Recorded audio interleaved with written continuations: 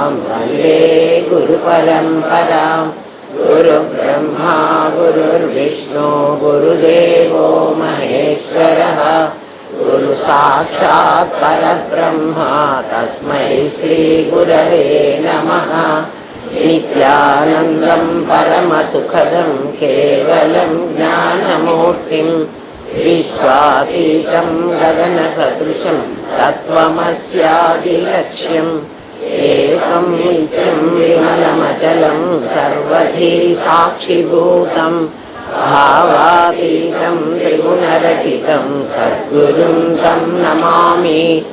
ॐ सहना भवतु सहनौ भुनक्तु सह वीर्यं करवावहै तेजस्विनावधीतमस्तु मा विद्विषावहै।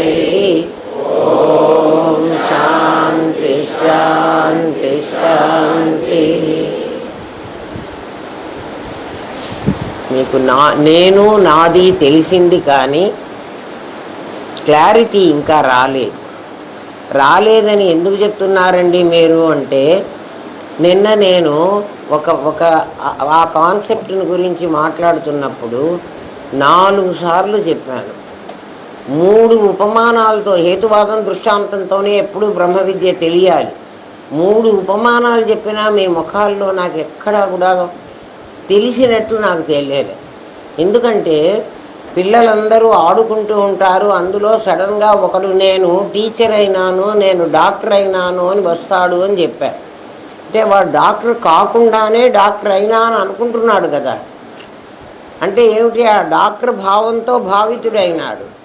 అట్లా నువ్వు జీవభావంతో భావితుడివైనావు. నువ్వు భరత్వైనా, నువ్వు రమేష్వైనా, నువ్వు హరిత్వైనా జీవభావం అది. నువ్వు ముందు పరమాత్మవి కదా. పరమాత్మను అనే సంగతి మర్చిపోయి ఈ వ్యవహారం చేస్తున్నావు. వాడు కూడా నేను మా నార్మల్ బాయ్ని అనే సంగతి మర్చిపోయి నేను డాక్టర్ని అయినా అని అనుకున్నాడు. ఆ ఉపమానం చెప్తే మీకు అర్థమైపోవాలి, కానీ ఎవ్వరి ముఖంలో నాకు అది తెలియలే. గురుదేవ అసలే ప్రకృతి బీభత్సంగా ఉంది, ఈ సౌండ్ ఒకటి ఉంది, ఈ కాన్సెప్ట్ వీళ్ళ లోపల దిగలేదని నాకు లోపల చాలా బాధ అనిపించింది. మీకు అర్థం కాలేదన్నమాట మీకు. ఆ తర్వాత నేను పిల్లవాడు గురుగులు పెట్టుకుని అన్నం వండుకుంటున్నా, పప్పు వండుకుంటున్నా అంటాడు. అక్కడ అన్నం లేదు, పప్పు లేదు, కానీ వాడు అన్నం వండుకుంటున్నాననే అనుకుంటున్నాడు. అమ్మమ్మ రా అని పిలిచి, తాత రా అని పిలిచి మనకు కూడా అన్నం పెడుతున్నాడు. అది చెప్పినా మీకు అర్థం కాలే. గురుదేవా ఇంక ఏం చేయమంటావు అనుకున్నా. ఆయనేమో పాపం ఆ గాలికి ఆ పటం పడిపోయేటట్టుగా ఉంది.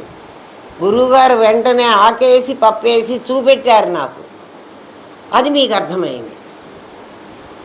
దానికి కారణం ఏమిటి అంటే, మీకు నిజమైనటువంటి నేను తెలియలే.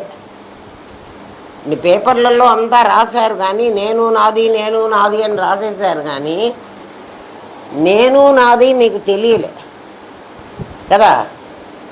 చాలా పేపర్లలో కూడా చిదాభాసుడినే నేను అని అనేసుకున్నారు. చిదాభాసుడు ఒకడు ఉన్నాడని కూడా మీకు తెలియలే.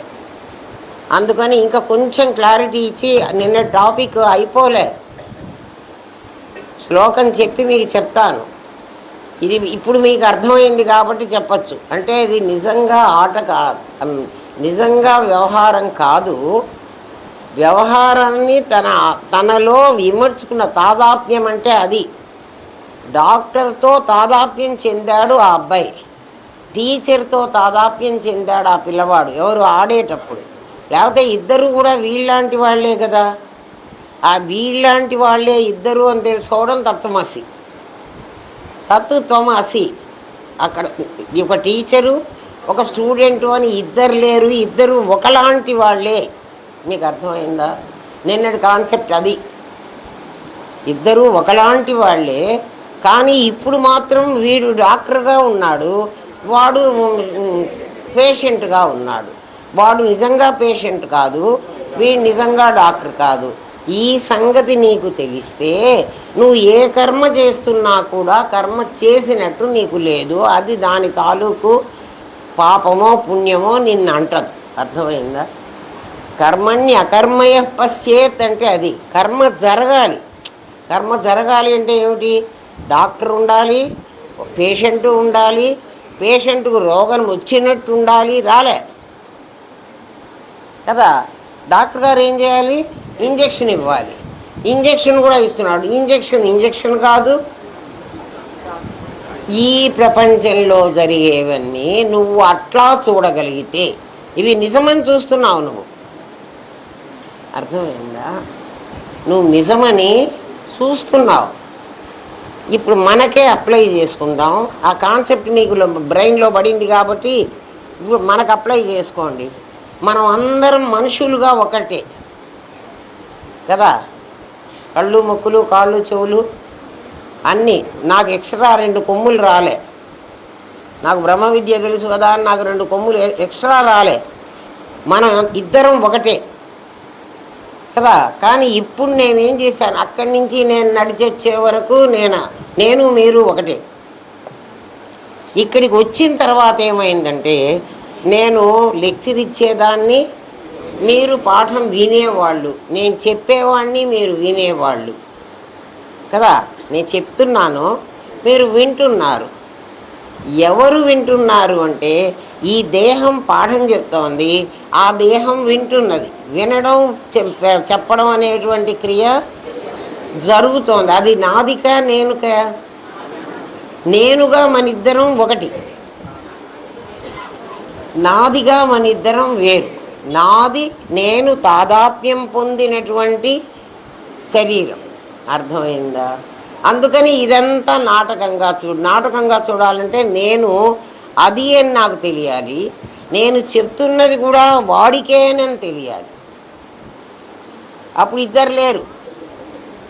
అర్థమైందా? నిన్నటిది అది బువ్వాలాడ చెప్పినప్పుడు మీకు అర్థమైంది ఏమిటంటే ఇక్కడ ఆకు లేదు, ఇక్కడ పప్పు లేదు, అన్నము లేదు, కలపడం కూడా లేదు, కానీ కలుపుతున్నావు. దాన్ని ఏం చేస్తున్నావు? వాడికి పెట్టావు, నువ్వు తిన్నావు. తినేటప్పుడు వాడు నోరు తెరిచాడు, నువ్వు నోరు తెరిచావు. అబ్బా ఎంత బాగుందిరా నువ్వు అని పెట్టిన అన్నం అని వాడిని అప్రిషియేట్ చేసావు కదా. ఈ ప్రపంచంలో జరిగేవన్నీ కూడా నువ్వు అట్లా చూడగలవా? చూడలేవు. అప్పుడు నువ్వు నిజమైన నేను తెలుసుకున్నవాడి. ఇప్పుడు అది చదువుతాను, మీరు వినండి.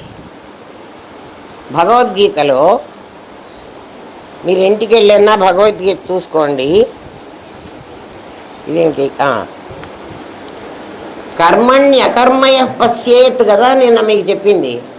కర్మలో అకర్మను చూడమన్నాడు. కర్మ జరుగుతుంటుంది, కర్మ లేదు అని చూడమన్నాడు. కర్మ జరుగుతోంది. ఏం కర్మ జరుగుతోంది? టీచరు పాఠం చెప్పడం అనే కర్మ జరుగుతోంది. ఏం చూడమంటున్నాడు? అక్కడ టీచరు లేడు, పాఠం లేదు, వాడు టీచర్ కాదు అసలు కదా. అట్లాగే డాక్టరు పేషెంటు అని ఉన్నది, కానీ వాడు డాక్టర్ కాదు, వీడు పేషెంట్ కాదు. అది ఆట అంటున్నాం మనం. ఆట అంటే ఏమిటి? నిజంగానిది వాడికి కూడా ఇది ఆట, ఇది లీల అన్నాడు. పరమాత్మ ఏమన్నా అంటే ఇది లీల అన్నాడు. ఇదంతా లీలగా నువ్వు చూడగలిగితే, ఇది వాస్తవంగా చూస్తే నీకేమొస్తుంది? రాగద్వేషాలు వస్తాయి. ఇది ఆటగా చూస్తే ఆట. అది కూడా చెప్తా చూడండి. ఆకేసి పప్పేసినప్పుడు కదా, వాడు నాకు పెడుతున్నప్పుడు ఇది ఏమీ లేదు కదా అని అంటే నేను వాడు ఏం పెట్టినా తింటా. ఇది నిజంగా ఆకేసి ఇక్కడ ఉల్లిగడ్డలు వేసో నాన్ వెజ్ పెట్టో నాకు పెట్టాడనుకో, నేను తిన్నాను. ఎందుకని? అది రాగద్వేషం అంటే. ఆ పదార్థం మీద నీకు ప్రేమో, ఆ పదార్థం మీద నీకు ద్వేషమో, ఈ పదార్థం మీద నీకు రాగద్వేషం ఉండడానికి వీల్లేదు. అందుకని దీన్ని లీలగా చూడగలిగితే, చూడటం అంత ఈజీనా అమ్మా? నువ్వు నేను అయితే చూడగలవు. అర్థమైందా? నిన్నటిది అది. నిన్న మీకు ఎవ్వరికి అర్థం కాలేదు. అందరికీ చూశాను నేను. ఎందుకంటే అందరినీ పాస్ చేసి ఒక్కసారిగా తీసుకొచ్చి పెట్టా కదా. నేను ఈవెన్ గౌరీని కూడా అడగలే, ఏమీ అర్థమైందా కాలేదా అని అడగలే. నిన్న మీకు అర్థం కాలే ఏమ్మా? ఇప్పుడు వచ్చింది కదా. మామూలు చదువులు కాదుగా ఇది. డైరెక్ట్గా నువ్వు నేనులోకి వెళితేనే అర్థమవుతుంది.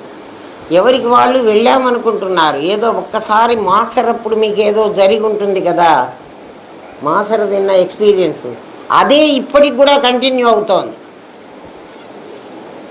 ఇంకా మరి మీరు ఏం చేశారని అనుకోవాలి ఇన్నేళ్ళు అయిన తర్వాత. అందుకని జాగ్రత్తగా వినండి. కర్మ ముందు శ్లోకం చదువుతా, నేను చదువుతుంటేనే మీకు అర్థమవుతుంది. భగవద్గీత చదవడం కూడా నేర్చుకోవాలి కదా. కర్మణ్యకర్మయ పశ్యేత్ అకర్మణి చ కర్మయ, అది ఇంకోటి ఉంది, అది నేను ఇంకా చెప్పలే. మీరు దానికి అర్థం ఏమిటంటే కర్మ జరుగుతుంటే కర్మ జరగలేదు అని చూడమన్నాడు. అదే కదా నిన్న చెప్పింది. కర్మ జరగకుండా ఉంటే కర్మ జరుగుతుందని చూడమంటున్నాడు. కర్మ జరగకుండా ఉంటే కర్మ జరుగుతోంది అని చూడమంటున్నాడు. ఇది ఎట్లా పాసిబుల్ ఆలోచించండి. కర్మ జరిగితే జరగలేదని చూడమంటే సరేలే చూస్తామన్నాం. ఎందుకంటే మనం ఇన్ని హేతువాదాలు దృష్టాంతాలు పెట్టుకుని రంగనాయకులు వచ్చాడు కదా, అర్థమవుతోంది కదా. నిన్న అర్థమైందా? నిన్ననే అర్థమైందా? సంతోషం నాయన. కానీ మరి నాకు నీ ముఖం కనపడలే. వీళ్ళెవ్వరికైతే నేను అర్థం కాలేదని అనుకుంటున్నా, మీకు నిజంగా కూడా అర్థం కాలే. ఎవరికన్నా 1 or 2కి మరి ఏం అర్థమైందో నాకు తెలియదు. అతనైతే అర్థమైంది అంటున్నాడు. పోనీ రెండోది అర్థం అవుతుందా ఇప్పుడు? కర్మణ్యకర్మయ పశ్యే అకర్మణి చ కర్మణి. అకర్మని కర్మ జరగటంలే, అకర్మ అంటే కర్మ జరగలే, కర్మ జరిగినట్టుగా చూడగలగాలి. ఎట్లా చూస్తావు చెప్పు, విను. స బుద్ధిమాన్, అటువంటి వాడు నిజంగా బుద్ధి ఉన్నవాడు. లేనివాడు నిజంగా బుద్ధి ఉన్నవాడు అంటే వాడి బుద్ధికి ఆ అంటుకున్నటువంటి మాలిన్యం పోయింది అని అర్థం. బుద్ధి అందరికీ ఉంది, కానీ వాడి బుద్ధికి ఏమైంది? 3 అంటుకున్నాయి. ఆ 3 ఇప్పుడు పోయినాయి. ఎప్పుడు పోయినాయి? కర్మణ్యకర్మయ పశ్యేత్ అకర్మణి చ కర్మణి. అకర్మలో కర్మను చూడమన్నాడు, కర్మలో అకర్మను చూడమన్నాడు. కర్మలో అకర్మను చూడటం మీకు ఇప్పుడు అర్థమైంది. అకర్మలో కర్మను చూడటం ఇప్పుడు అర్థం కావాలి కదా. అకర్మలో కర్మను ఎట్లా చూస్తాను ఈ శ్లోకం చదివి మీకు చెప్తా. సబుద్ధిమాన్ మనుష్యేషు, ఇది మనుష్యుల్లోనే, జంతువుల్లో అని చెప్పలే. సయుక్త కృత్స్న కర్మ కృత్, వాడు కృత్స్న, వాడు పారంగతుడైన వాడు. ఇదేంటో అంటే కర్మలు చెయ్యడంలో వాడికి చాలా చాలా గొప్పవాడైపోయినాడు. కర్మలు చేయటం అంటే కర్మలో అకర్మను చూడటం, అకర్మలో కర్మను చూడటం ఎవరికైతే వస్తుందో వాడి బుద్ధి కర్మ చేసిన వాడు లెక్క, కర్మ వాడు చేస్తున్నట్టు లెక్క. అంటే మిగిలిన వాళ్ళందరూ కర్మ చేయటంలే, కర్మ చెయ్యని వాడి కింద లెక్క. ఎవడు? వాళ్ళు. భావం ఏమిటంటే కర్మయందు అకర్మను, అకర్మయందు కర్మను దర్శించువాడు మానవులలో బుద్ధిశాలి అని ఇచ్చాడు. బుద్ధిశాలి కాదు, బుద్ధిమాన్ అంటే అదే. అందరికీ బుద్ధి ఉంది. బుద్ధి లేకపోతే మనం ఒక ఆర్గన్, మనం ఫిజికల్లీ హ్యాండిక్యాప్డ్ అవుతాం. అందరికీ మనస్సు, బుద్ధి, చిత్తం, అహంకారం 4 ఉన్నాయి. పిచ్చివాడికి లేదు కదండి అంటారు మీరు వెంటనే. పిచ్చివాడికి కూడా ఉంది, అది ప్రాపర్గా పనిచేయటంలే. ఎందుకంటే పిచ్చివాడు కూడా చాలా యథార్థాలు నిజాలు మాట్లాడతాడు కదా, దాచిపెట్టాడు. బుద్ధి ఉంది, అందరికీ బుద్ధి ఉంది. కానీ వీళ్ళందరూ బుద్ధిమంతులు కాదట. బుద్ధిమంతులు అంటే బుద్ధి కలవాడు అని కాదుట. మరి ఎవడరా బుద్ధి గలవాడు అంటే కర్మలో అకర్మని, అకర్మలో కర్మని ఎవడు చూడగలడో వాడు బుద్ధిమంతుడు. వాడు అన్ని కర్మలు, ఏ కర్మ చేయకపోయినా వాడు అన్ని కర్మలు చేసిన వాడు అవుతాడు.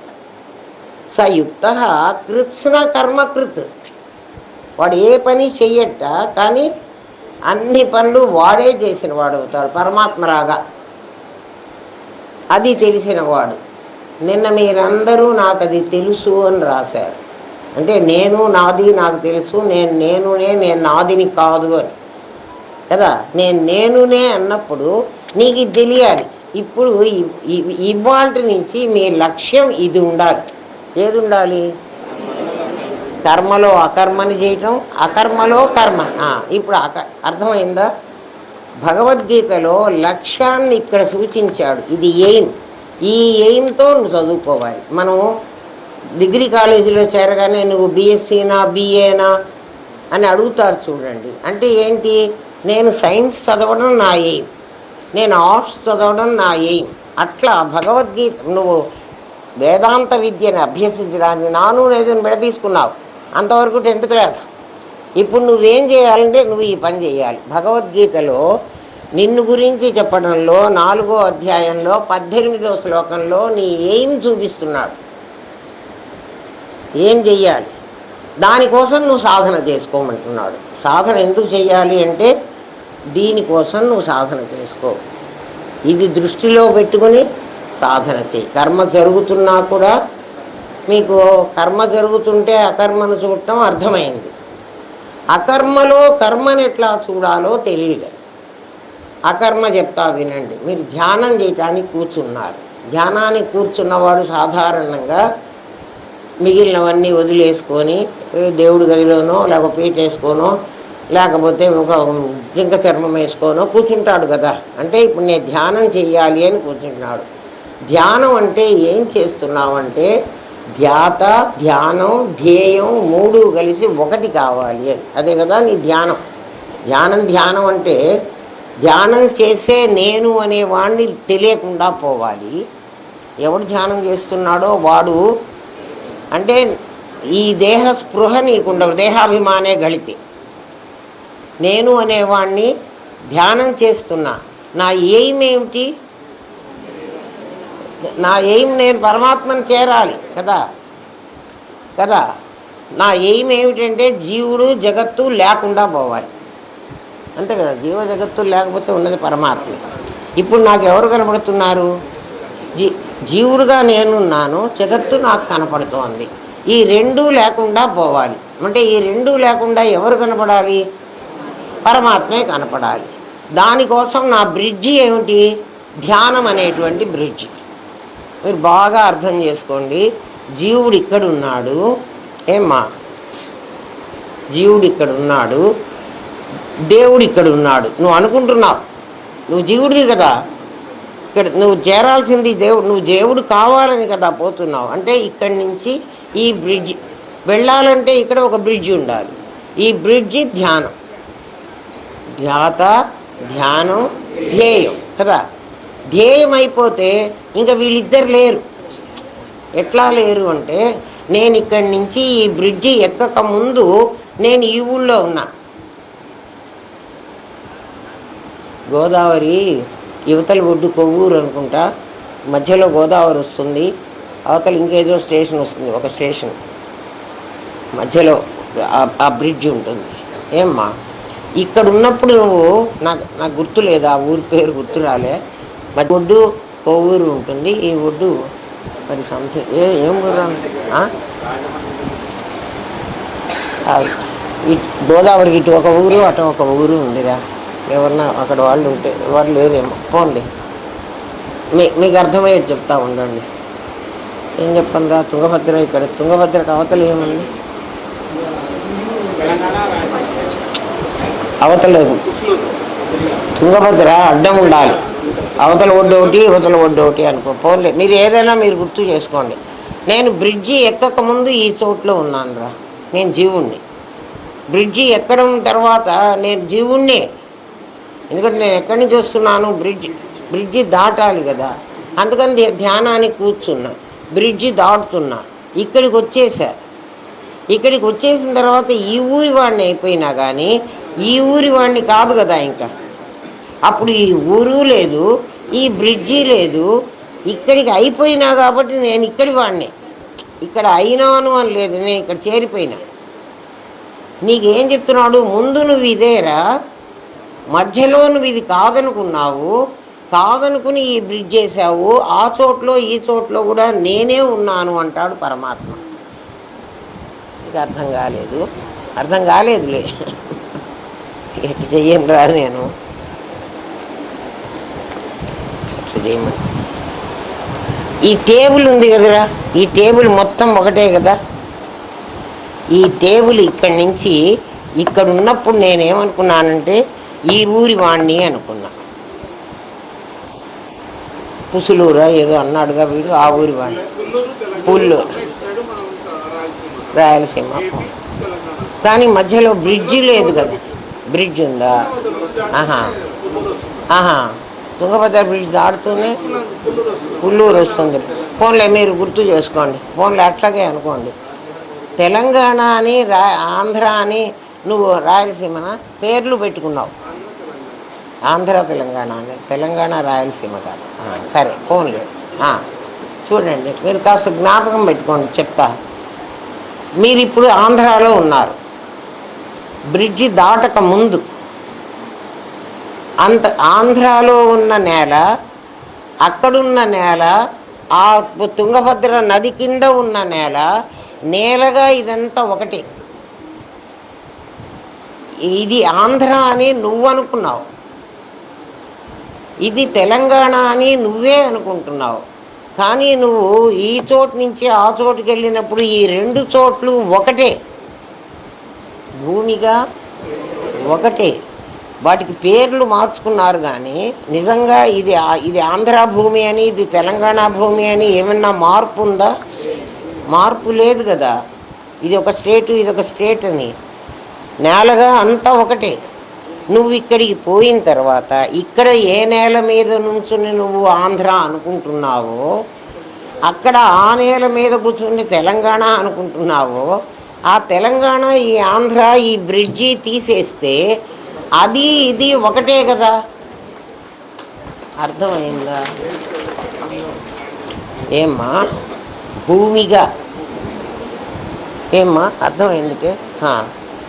మరి ఇప్పుడు ఇది వేరు అది వేరు, వీడు వాడు కావాలి అంటున్నావే. ఇప్పుడు నువ్వు ఇక్కడున్నా ఈ నువ్వే ఉన్నావు, ఇక్కడున్నా ఆ నువ్వే ఉన్నావు. నువ్వు మారలే, కింద ఉన్న నేల మారలే. మరి ఏం మారింది చెప్పు? నీ భావన మారింది. నేను ఆంధ్రవాడిని, వీడు తెలంగాణ వాడు అని. ఎందుకంటే నువ్వు చిన్న చిన్నవి వేసుకొని నీవు ఆ విధంగా అనుకుని భావితుడు అయినావు. ఏ భావంతో? ఇక్కడ రండి, ఇక్కడ ఆంధ్ర భావన జీవభావన అనుకో, తెలంగాణ భావన కూడా జీవభావనే. అక్కడికి వెళితే నేను తెలంగాణలోకి పోయినాను అనుకున్నావు, అది భావనే. కానీ ఆ భావన దాటిన తర్వాత అడుగునుందే, అది అక్కడ అదే ఉంది, ఇక్కడ అదే ఉంది, ఏం మారలే. ఇప్పుడు నువ్వు అట్లా ధ్యానం చేయడానికి నేను ముందు అని, ధ్యానం చేసిన తర్వాత అని నువ్వు అనుకుంటున్నావే కానీ కదా. మధ్యలో ధ్యానం అనేది ఒకటి పెట్టావు కానీ ఇక్కడున్నప్పుడు నీవు బ్రహ్మమువే, నువ్వు అయిన తర్వాత కూడా నువ్వు బ్రహ్మమువే కదా. మధ్యలో కూడా నువ్వు బ్రహ్మమువే. అంటే ధ్యానం చేస్తున్న సమయంలో కూడా నువ్వు బ్రహ్మమువే. నీకు ఇప్పుడు ధ్యాత ధ్యానం ధ్యేయం అని త్రిపుటి ఎక్కడుంది? నేను ఇక్కడికి పోగానే నాకు అయిపోయిందా? ఏమ్మా మరి అనుభవంలో నేను అక్కడికి రీచ్ అయినాను అన్న అనుభవంలో నీకు మరి త్రిపుటి లేదు కదా అంటే త్రిపుటి ఉంది కదానో, ఉందో లేదో ఒకళ్ళు రాశారన్నాను కదా. త్రిపుటి ఎక్కడుంది? త్రిపుటి నీ భావనలో ఉంటుంది. అసలు త్రిపుటి లేనే లేదు. ఎందుకు లేదు అంటే ప్రజ్ఞానం బ్రహ్మలో ఇంకోటి దూరడానికి వీల్లేదు. అది ప్రజ్ఞాన ఘనం చూపెట్టే అద్దంలోనే దూరలేదు కదా. పోనీ వాడి భరత్గాడి బొమ్మ దూరిందే అద్దంలోకి, లోపలికన్నా బోరా అని 2 దెబ్బలు కొడితే పోతాడా? పోకపోతే అందులో ఎట్లా కనపడుతున్నాడు? పోవడం అనేది నీ భావన. అద్దం లోపలికి పోలేదు, అద్దం ఉపరితలం మీద కూడా నువ్వు లేవు కదా. ధ్యాత ధ్యానం ధ్యేయం అనేటువంటి 3 నీ భావనలో ఉన్నాయి కానీ నిజంగా లేవు. ఏమ్మా?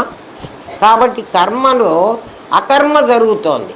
కర్మణ్యకర్మయ పశ్యేత్. నడవడము, బ్రిడ్జి దాటడము, ధ్యానం చేయటము అనే కర్మ జరుగుతోంది. కానీ ఈ భౌతిక కర్మలు వదిలేసేయండి, ఇవి కూడా అలాంటి కర్మలే. ఇది జరుగుతోంది కర్మ అంటున్నావు, కానీ నిజంగా కర్మ జరగటంలే. ఏమ్మా, ఇట్లా లాజికల్గా అనుకుంటేనే నీకు కాన్సెప్ట్ దిగుతుంది లోపలికి. ఒట్టిగా అది కాదు ఇది అని చెప్తే అది ఎందుకు కాదో నీకు తెలియాలి. అర్థమవుతోంది కదరా? ఇప్పుడు నువ్వు ధ్యానం చేసుకుంటున్నావు, ధ్యానానికి కూర్చున్నాను అనుకున్నా, అకర్మలో కర్మను చూడటం చెప్తున్నా. కర్మణ్యకర్మయ, కర్మలో అకర్మను చూడమన్నా, అకర్మలో కర్మను చూడమన్నా, అకర్మలో కర్మను చూడమంటున్నాను కదా. నేను అది చెప్పలే, అది చెప్తున్నా. ఇప్పుడు నువ్వు ధ్యానానికి కూర్చున్నావు, ఏం చేస్తావో నీ ఎయిమ్ నీకు ముందే తెలుసు. నేను అది కావాలి అంటున్నావు, అది అవ్వడం అనేది కాదురా అని మేము చెప్పేశాం. ఈ 3 త్రిపుటి లేదు, అది నీ భావనలో ఉంది. నేను ధ్యానం చేస్తాను, నేను అక్కడికి రీచ్ అవుతాను. ఇప్పుడు అదే మీ ఎయిమ్ అని చెప్పాను కదా. ఇప్పుడు మనకి రాలేదు, అప్పుడు వచ్చింది అని అనుకుంటున్నావు, కానీ అది నిజంగా అది కాదు, నీ భావనే. నేను ధ్యానం చేస్తాను అన్నది కూడా నీ భావనే, ధ్యానం చేయటం అనేది జరగలే. మరి ఎందుకండి మమ్మల్ని ధ్యానం చేసుకో అని చెప్పారు కదా అంటే, నీకు ఏకాగ్రత కోసమని మిగిలినవన్నీ మానుకుని నువ్వు సైలెంట్గా కళ్ళు మూసుకొని ఒక చోట కూర్చొని నేను చేయమంటున్నావు. ఎందుకంటే ఈ కళ్ళకి, ఈ చెవులకి, అన్నిటికీ బయటివన్నీ లోపలికి రావడం వీటికి అలవాటు. నీ ఇంద్రియాలకు ఏమలవాటు? బయటివన్నీ లోపలికి వేసింది, చెత్త చెదారం మొత్తం దొరికినవంతా లోపల పడేయటం దానికి అలవాటు. అందుకని అది వేస్తూ ఉంటుంది. అది వెయ్యనియకుండా నిన్ను చెవుల్లోకి అయితే దూదేం పెట్టుకోం, కానీ కళ్ళైతే మూసుకుని మనం ఎవరు మాట్లాడుతున్నా మనకు వినపడనంత చోట్లో ఎక్కడో ఒక చోట కూర్చోమన్నారు. అంటే నీ ఇంద్రియాలన్నిటినీ బయటికి పోనీయకుండా, బయటి విషయాలు లోపలికి రానియకుండా ఏకాగ్రత సృష్టించుకోవడం కోసం ధ్యానం అనేటువంటి ఒక ప్రక్రియ పెట్టాడు. ఏమ్మా, నువ్వు కూడా మంచి ఉద్దేశంతో ధ్యానం చేయాలని కూర్చున్నావు. నీకు ధ్యానం ఏకాగ్రత కోసమని ఇప్పుడు చూడండి, ఒక మ్యాగ్నిఫైయింగ్ గ్లాస్ పెట్టి ఆ కిరణాలన్నిటినీ ఒక చోటికి పంపిస్తే చూడండి, ఒక చిన్న చిన్న కాంతి, ఒక చిన్న సున్నా లాంటి కాంతి ఒక చోట పడుతుంది. అంటే ఏమిటి? కిరణాలన్నీ కూడా అక్కడ కేంద్రీకృతమైనవి అని అర్థం. ఆ చోటునే కాలుస్తుంది కదా ఆ కింద ఉన్న వస్తువుని. ఇక్కడ కింద ఉన్న వస్తువు జీవభావం, చేరవలసిన వస్తువు పరమాత్మ భావం. జీవభావం భావమే, రూపం కాదు. జాగ్రత్తగా గుర్తుపెట్టుకోండి. కింద ఉన్నది ఏమిటంటే జీవభావం. అది కదా కాల్చాలి మనం. దాంట్లోనే కదా నీకు కర్మలు జరుగుతున్నాయి. పరమాత్మగా ఉంటే నీకు కర్మ లేదు. అలా కూర్చున్నప్పుడు ఫిజికల్ బాడీని నువ్వు కూర్చోబెట్టావు, మనస్సును కూడా కూర్చోబెట్టావు. ఇంకేం పని చేయకుండా నోరు మూసుకో నువ్వు, అది షష్ఠాని ఇంద్రియాన్ని 5 ఇంద్రియాలను పెట్టి, జ్ఞానేంద్రియాలు, కర్మేంద్రియాలు అన్నిటినీ కూర్చోబెట్టావు, మనస్సును కూడా కూర్చోబెట్టావు. కానీ మనస్సులో అలలు వస్తాయే, ఆలోచనలు అనే అలలు, అవి విపరీతంగా వస్తూనే ఉంటాయి. ఎప్పుడైతే ఆలోచనలు వచ్చినాయో ఆ ఆలోచనలన్నీ నీ జీవత్వానికి సంబంధించినవే, పరమాత్మకు సంబంధించిన ఆలోచన కాదు. ఆ ఆలోచనలు రావడంతో ఆలోచన ఇచ్ఛాశక్తి, అంటే అది పనిచేస్తోంది. దానికి తగ్గట్టుగా జ్ఞానశక్తి, ఆ ఆలోచనలలో మీకు రూపం కూడా కనపడుతుంది. కనపడుతుందా? కనపడదా? నువ్వు ఫిజికల్ బాడీని కూర్చోబెట్టినా కూడా లోపల అది జరుగుతూ ఉన్నంతకాలం నువ్వు అకర్మలో కర్మని చూస్తూనే ఉన్నావురా, కర్మ చేస్తున్నావు. అర్థమైందా? అమ్మో, ఇది బాగా అర్థమైంది. ఎందుకంటే నిన్నటిది అర్థమైంది కాబట్టి ఇది అర్థమైంది. ఇప్పుడు నువ్వు కర్మ చేస్తున్నావా? చేయటం లేదా? ఫిజికల్గా చేయటం లేదు, మనసు మాత్రం కర్మ. ఇప్పుడు ఇది ధ్యానమేనా? దాన్నే అంటాడు మాలాతో కర్మే ఫిరై. ఎందుకంటే నీకు కాన్సన్ట్రేషన్ కోసం నీకు మాల ఇచ్చాం. కానీ నీ కాన్సన్ట్రేషన్ దేని మీద ఉందంటే ఈ మాల కొలికి పూస ఎప్పుడు వస్తుంది, 100 అయిపోయినాయి అబ్బా, మాల తిప్పుతూ కదా. ఎప్పుడైతే నీ ఇది 90 అయిందా 100 అయిందా ఇంకా కొలికి పూస నా చేతిలోకి రాలేదే అని నువ్వు తిప్పుతున్నప్పుడు నీ మనస్సులో కొలికి పూస ఉంది. కొలికి పూస అంటే మనం అన్ని గట్టి చివర ఒక అది నంబర్ కోసం కౌంట్ చేసుకోవడం, అసలు కౌంట్ అవసరమే లేదు.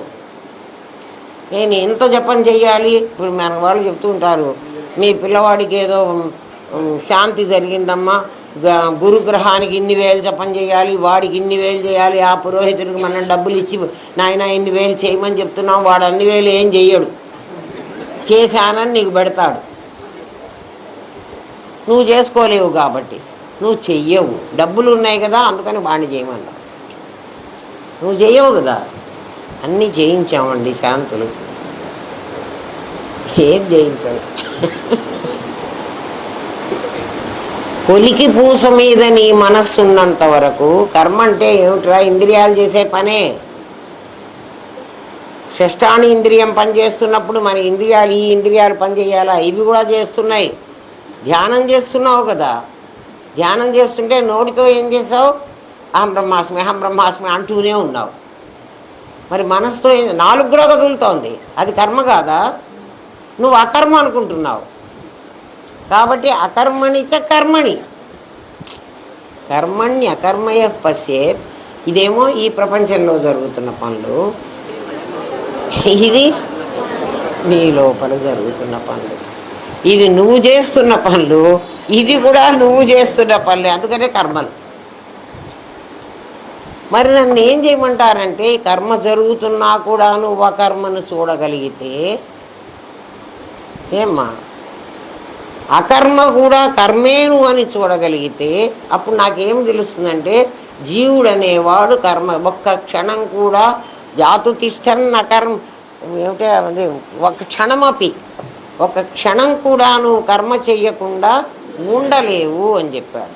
ఒక్క క్షణం కూడా ఉండలేవు. నువ్వేమంటున్నావు, నేను కర్మ చెయ్యకుండా ఉంటున్నాను అంటున్నావు. కర్మ చేసినప్పుడే చేస్తున్నావు కానీ నేను కర్మ చెయ్యట్లేదు, నేనేం చేయట్లేదు, రెస్ట్ తీసుకో. Physical rest, mental work. ఫిజికల్గా రెస్ట్ నువ్వే ఆలోచించుకో. నేను ఇందా నుంచి ఏం చేయలే, ఊరికే కూర్చున్నా. ఊరికే నిజంగా కూర్చున్నావా, కూర్చోలే. అసలు కూర్చోడు, ఎవ్వడు కూడా కూర్చోడు కదా. పడుకోవడానికి నిద్రపోవడానికి పోయినప్పుడు కూడా ఏం ఆలోచిస్తున్నావు చెప్పు. ఆలోచించి పోనీ ఆలోచనే కదండి, దానివల్ల మాకేం కర్మ రాదు కదా అని మీరే చెప్పారు కదా, మాకు పాపం పుణ్యం ఏం రాదు కదా అని మీరు చెప్పారు కదా. అవును నాయన చెప్పాను. నీ ఆలోచన ఇచ్చా జ్ఞానాలు నీ లోపల ఉన్నంత వరకు ఉండి నువ్వెప్పుడైతే లేస్తావో అప్పుడు అవి ఇంప్లిమెంట్ చేయి, మమ్మల్ని ఇంప్లిమెంట్ చేయి అని నీ పెట్టబడుతుంది. అరే అనుకున్నాను ఆ పని చేయలేదే అంటే అనుకున్నాను, ఆ పని చేయటం కోసం ఆలోచించుకో. ధ్యానం చెయ్యమన్నప్పుడు నీ ధ్యానం చేస్తున్నప్పుడు నీ లోపల ఏముంటుందో అవన్నీ నీ వాసనలు. అవన్నీ ఏమిటంటే నీ వాసనలు. దీనికే మీకు అర్థమయ్యేప్పుడు 121వ క్వశ్చన్లో ఏం చెప్పానంటే, ఒరే నాయన నువ్వు నిద్రపోదామని పోయినావు, అక్కడ చెప్పిన మాట మీకు మళ్ళీ అర్థం అవడం కోసం చెప్తున్నావు. అక్కడ మీకు అర్థం కాలేదులే, అర్థమైందని అనుకుంటున్నారు, అర్థం కాలే.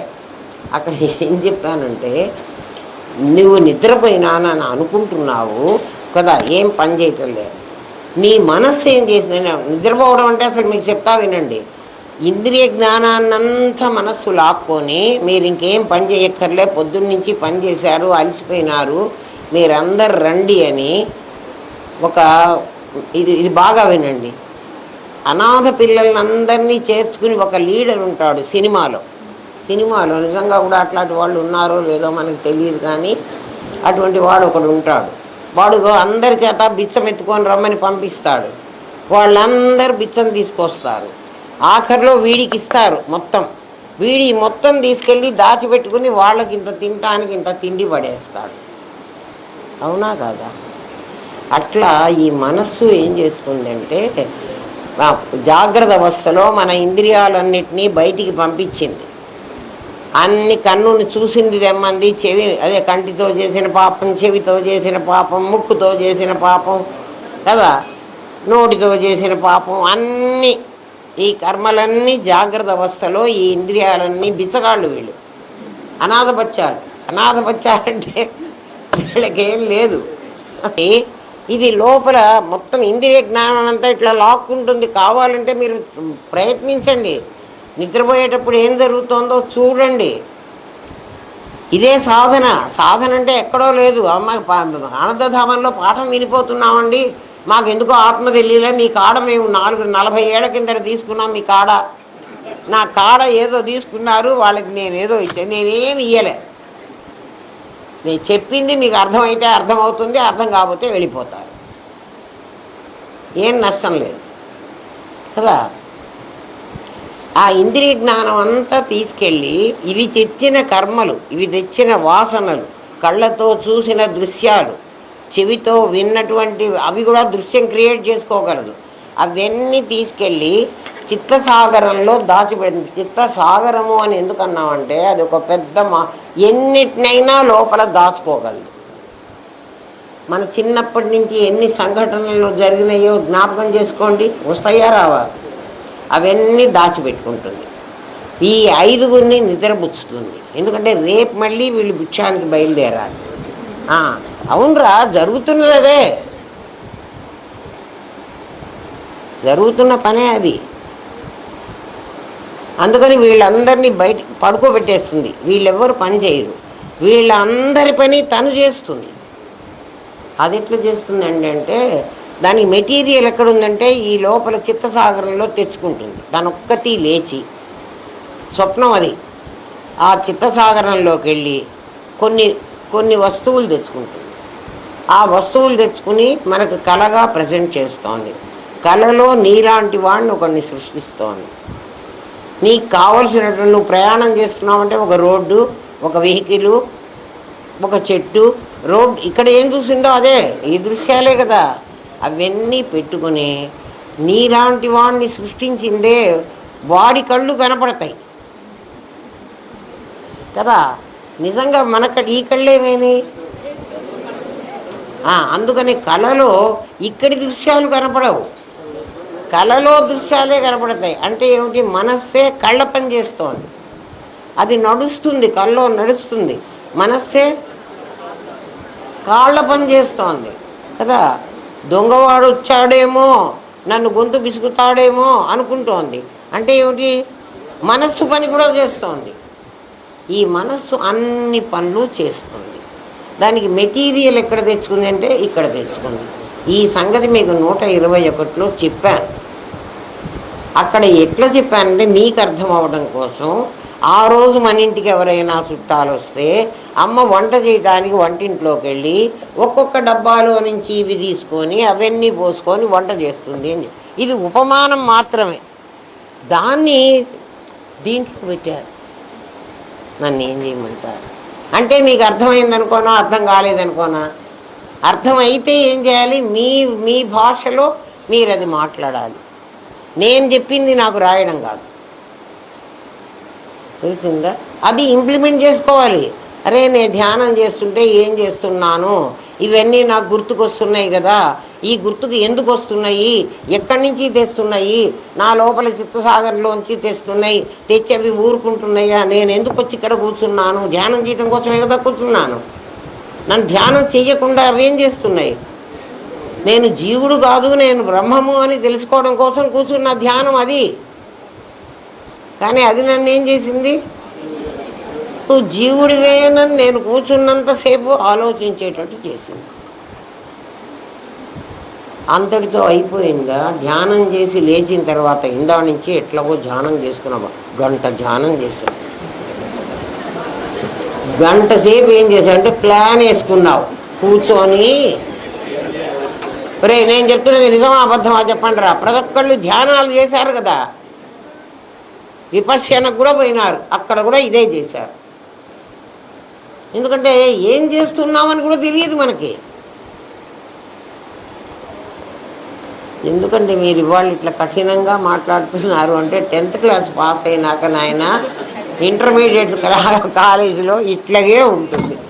హై స్కూల్ చదువు అయిపోయింది కదా. ఫస్ట్ పార్ట్ ఆడుకుంటూ పాడుకుంటూ సరిపోయి అమ్మ 10th పాస్ అయినా కాలేజీకి వచ్చామనుకున్నారు. కాలేజీలో చంపుతున్నారు ఈ లెక్చరర్లు వీళ్ళ దుంపలుగా. అవునా కాదా? అయితే లెక్చరర్లు చంపినా క్లారిటీ ఇస్తారు. మీరు ఇంతకుముందు విన్నదానికి ఇప్పుడు విన్నదానికి తేడా ఉందా లేదా?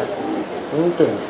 అది వీళ్ళు ఇంత చిన్న ముక్కను కూడా ఇంత సాగదీస్తారు. సాగదీసింది మీకు అర్థమయ్యేదాకా చంపుతారు. ఇదివరకు చెప్పేసి వదిలేస్తారు. అది హై స్కూల్ చదువుకి కాలేజ్ చదువుకి అది తేడా. ఇంకా యూనివర్సిటీ చదువు అయితే మీ మీద పెడతారు. వెళ్ళండి, లైబ్రరీకి వెళ్ళండి, 4 పుస్తకాలు చదవండి, తీసుకొచ్చుకోండి. మీకు అర్థమై ఆ పుస్తకాలు చదివినా మీకు ఎంత మాత్రం అర్థమైందో మా దగ్గర చెప్పండి, మీకు కదా అక్కడ తేలుస్తూ ఉంటారు. ప్రతి పాయింట్ తీసుకున్నదల్లా నీకు అర్థం కాలేదురా అని తిట్టి పంపిస్తారు. అది అంతవరకు మనం రావట్లేదుగా. ఇప్పుడు జస్ట్ 10th పాస్ కదా. మేము ఇంజనీరింగ్ చదివినా ఏం చదివినా మీకు ఇది రాదు. సైంటిస్ట్కే రాదంటాం మేము. వాడికి కూడా 75 మార్కులే వేసాం. ఇంకా పర్సెంట్ వేయం. ఒక్క మార్కు కూడా ఎక్కువ వేయం. అర్థమైందా? బ్రహ్మ విద్య అంత గొప్పదిరా.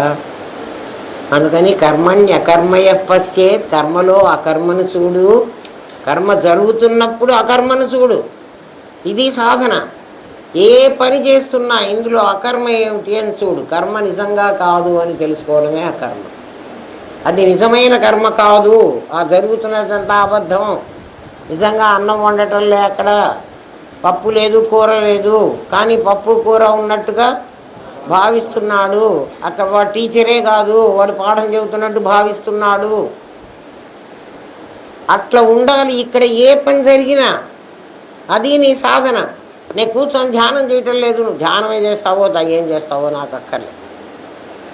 జీవుడు బ్రహ్మం కావాలంటే ఈ పని చేయాలి. ఏ పని చేస్తున్నా ఈ పని చేయి.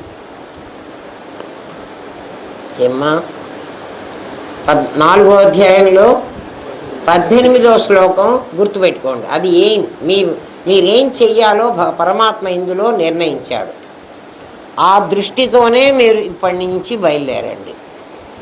ఏమ్మా 2వ ప్రశ్నలోనే మీకు చెప్పేశాడు.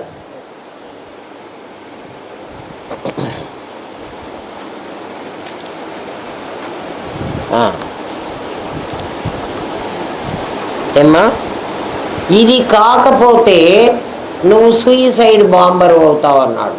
సూయిసైడ్ బాంబర్ అంటే ఆత్మాహుతి దళం. ఇంకా ఏం ప్రయోజనం లేదు. అక్కడి నుంచి వినండి. మామూలుగా ఈ ప్రపంచంలోకి మనం వచ్చిన తర్వాత అంటే జీవుడు వచ్చిన తర్వాత అని అర్థం కదా. నువ్వు జీవుడుగానే కదా ఇక్కడికి వచ్చావు. జీవుడుగా ఎందుకు వచ్చావు? కర్మణ్యకర్మయ పశ్చేత్. నేను పరమాత్మని ఈ రాముడు అనేటువంటి వేషం వేశాను. ఈ వేషంలో చేస్తున్న పనులన్నీ అరుణ్ గోవిల్కి సంబంధం లేదు, రాముడికి సంబంధించినవే. అది ఎప్పుడు గుర్తుపెట్టుకోండి. నేను అట్లాగే గుర్తుపెట్టుకున్నాను, మీరు కూడా అట్లాగే గుర్తుపెట్టుకుంటే మీకు కరెక్ట్గా ఆ ఛానల్లో నడవగలుగుతారు. లేకపోతే పడిపోతారు. మీకు ఇష్టం వచ్చింది, మీ ఇంతకంటే గొప్పది మీకు ఏమన్నా తెలిస్తే పెట్టుకోండి. నాకు తెలిసింది అది నేను మీకు చెప్తున్నాను. నువ్వు జీవుడుగా ఈ ప్రపంచంలో వచ్చావు అంటే జీవుడుగా మొత్తం జరిగేవన్నీ కూడా నీ నటనే కానీ నిజం కాకూడదు. అవన్నీ కూడా నీ నటన. ఏమ్మా ఆత్మ అనేది ఎక్కడుందో నీకు తెలియదు. నువ్వు జీవుడుగా ఈ ప్రపంచంలోకి వచ్చావు. ఈ కర్మలో అకర్మను చూడటం నేర్చుకుంటున్నావు. కానీ మామూలుగా మనం అందరం కర్మే చేస్తున్నాం. కర్మే చేస్తూ ఏమనుకుంటున్నాం? నేనే చేస్తున్నాను అనుకున్నాను. ఈ నేనెవరు? నాదిని నేననుకున్న నేను. అది ఎక్స్. లెక్కల్లో మనం ఎక్స్ పెట్టుకుంటామే, అది నాదిని నేను అనుకుంటున్నావు. నిజంగా నేను కాదు. నాదిని నేననుకుని నువ్వు వ్యవహారం చేస్తున్నావు. ఇప్పుడు నీకేమనిపిస్తుందంటే ఈ చేస్తున్న పనులన్నీ కూడా కర్మలో అకర్మను చూడమని మేం చెప్తున్నాం. మేం చెప్పక ముందు నీకేం తెలుసు అంటే నువ్వే చేస్తున్నావని నీకు లెక్క. అందుకని మనం ఎప్పుడైతే భరించలేకపోతామో ఈ పనులన్నీ ఎక్కువైపోతాయో అప్పుడు ఏమనుకుంటామంటే చస్తే పీడ వదులుతుంది అనుకుంటాం. అందరూ అనుకున్నారా లేదా ఒక్కసారైనా జీవితంలో కదా? ఎందుకు అనుకున్నారు చెప్పండి? ఈ చేసే పనులు మీ బియాండ్ యువర్ లిమిట్స్, నీ శక్తికి దాటి ఉన్నప్పుడే నువ్వు ఈ మాట అంటున్నావు. ఆ కనులను నువ్వు కర్మణ్య అకర్మయ పశ్చేతని చూస్తే నీ నోట్ల నుంచి ఈ మాట రాదు. అంటే కర్మ నుంచి తప్పించుకోవడానికి చావు పరిష్కారం అని నువ్వు అనుకుంటున్నావు, అంతే కదా? అంటే ఏం పోగొట్టుకోవాలనుకున్నావు? శరీరాన్ని పోగొట్టుకోవాలి. అంటే శరీరమే కర్మ చేస్తోందని నీ లోపల ఉన్నవాడికి తెలుసు. అందుకని శరీరాన్ని పోగొట్టు. లవ్ ఫెయిల్యూర్ అయిందంటావు. లవ్ ఎవరు చేశారా? శరీరమే చేసింది కదా. శరీరం అంటే మనస్సు కూడా శరీరంలో భాగమే కదా. అది అనుకున్నది ఎప్పుడు జరగలేదో అప్పుడు ఏమని చేస్తుంది? ఇంకా జరగదు అని తెలిసినప్పుడు, ఇంకా అనుకున్నది జరగలేదు, ఇంకా జరగదు అని తెలిసినప్పుడు పరిష్కారం ఏమిటి అంటే చావు అనుకుంటాం. అంతేనా?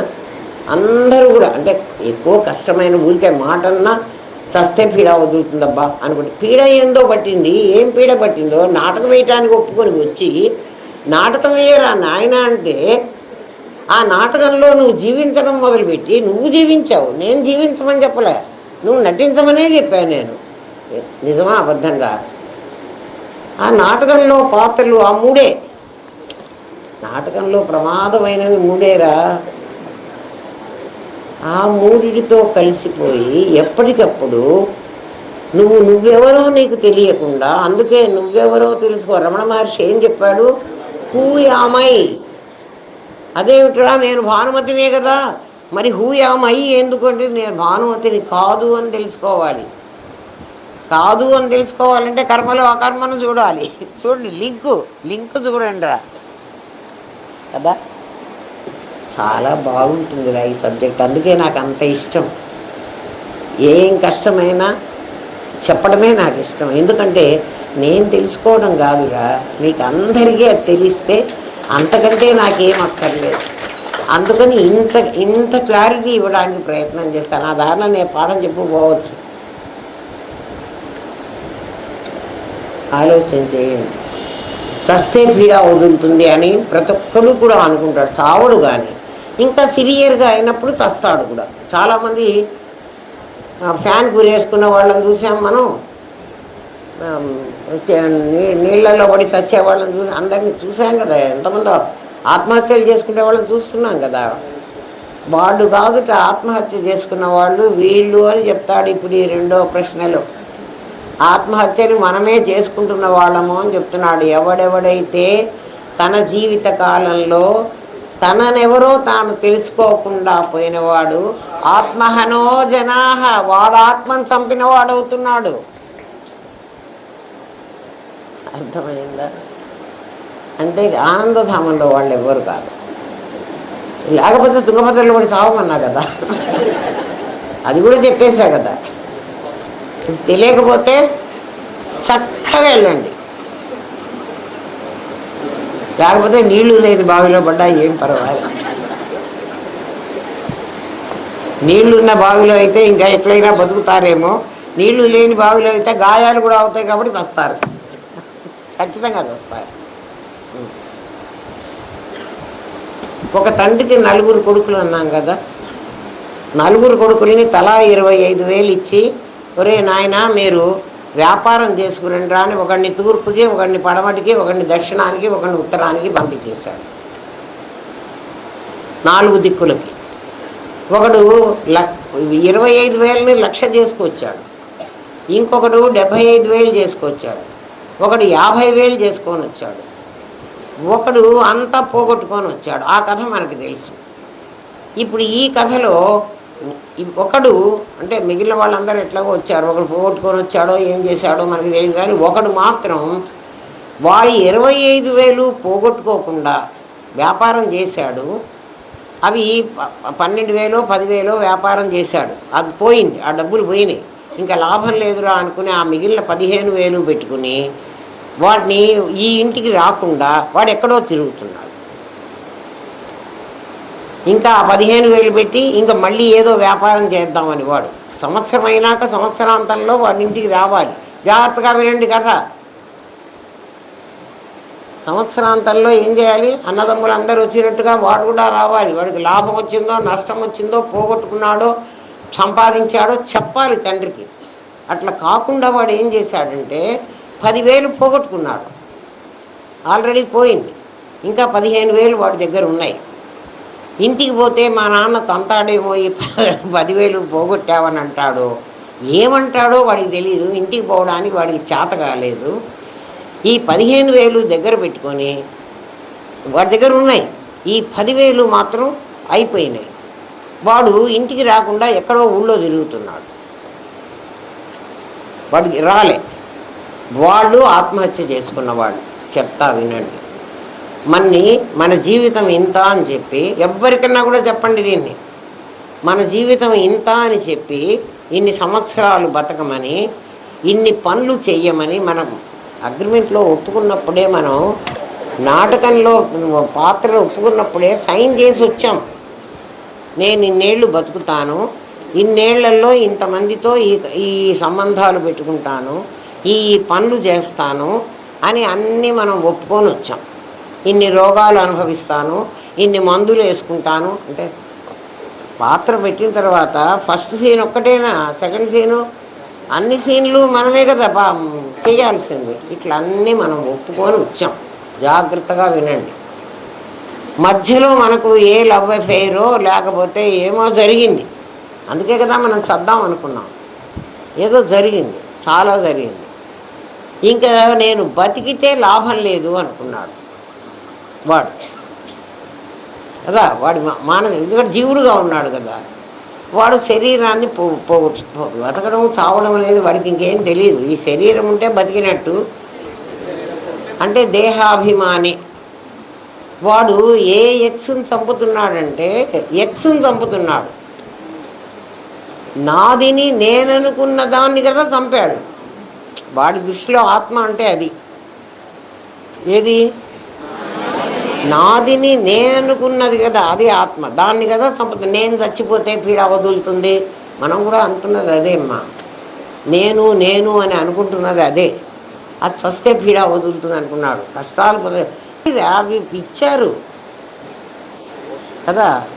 నువ్వు ఈ పాత్ర తీసుకునేటప్పుడే కదా ఇవన్నీ చెయ్యాలి అని కదా మనం వచ్చింది. ప్రతివాడు అంతే కదా. నాటకం అనే చెప్పాడుగా, కర్మలో అకర్మం చూడమన్నాడుగా.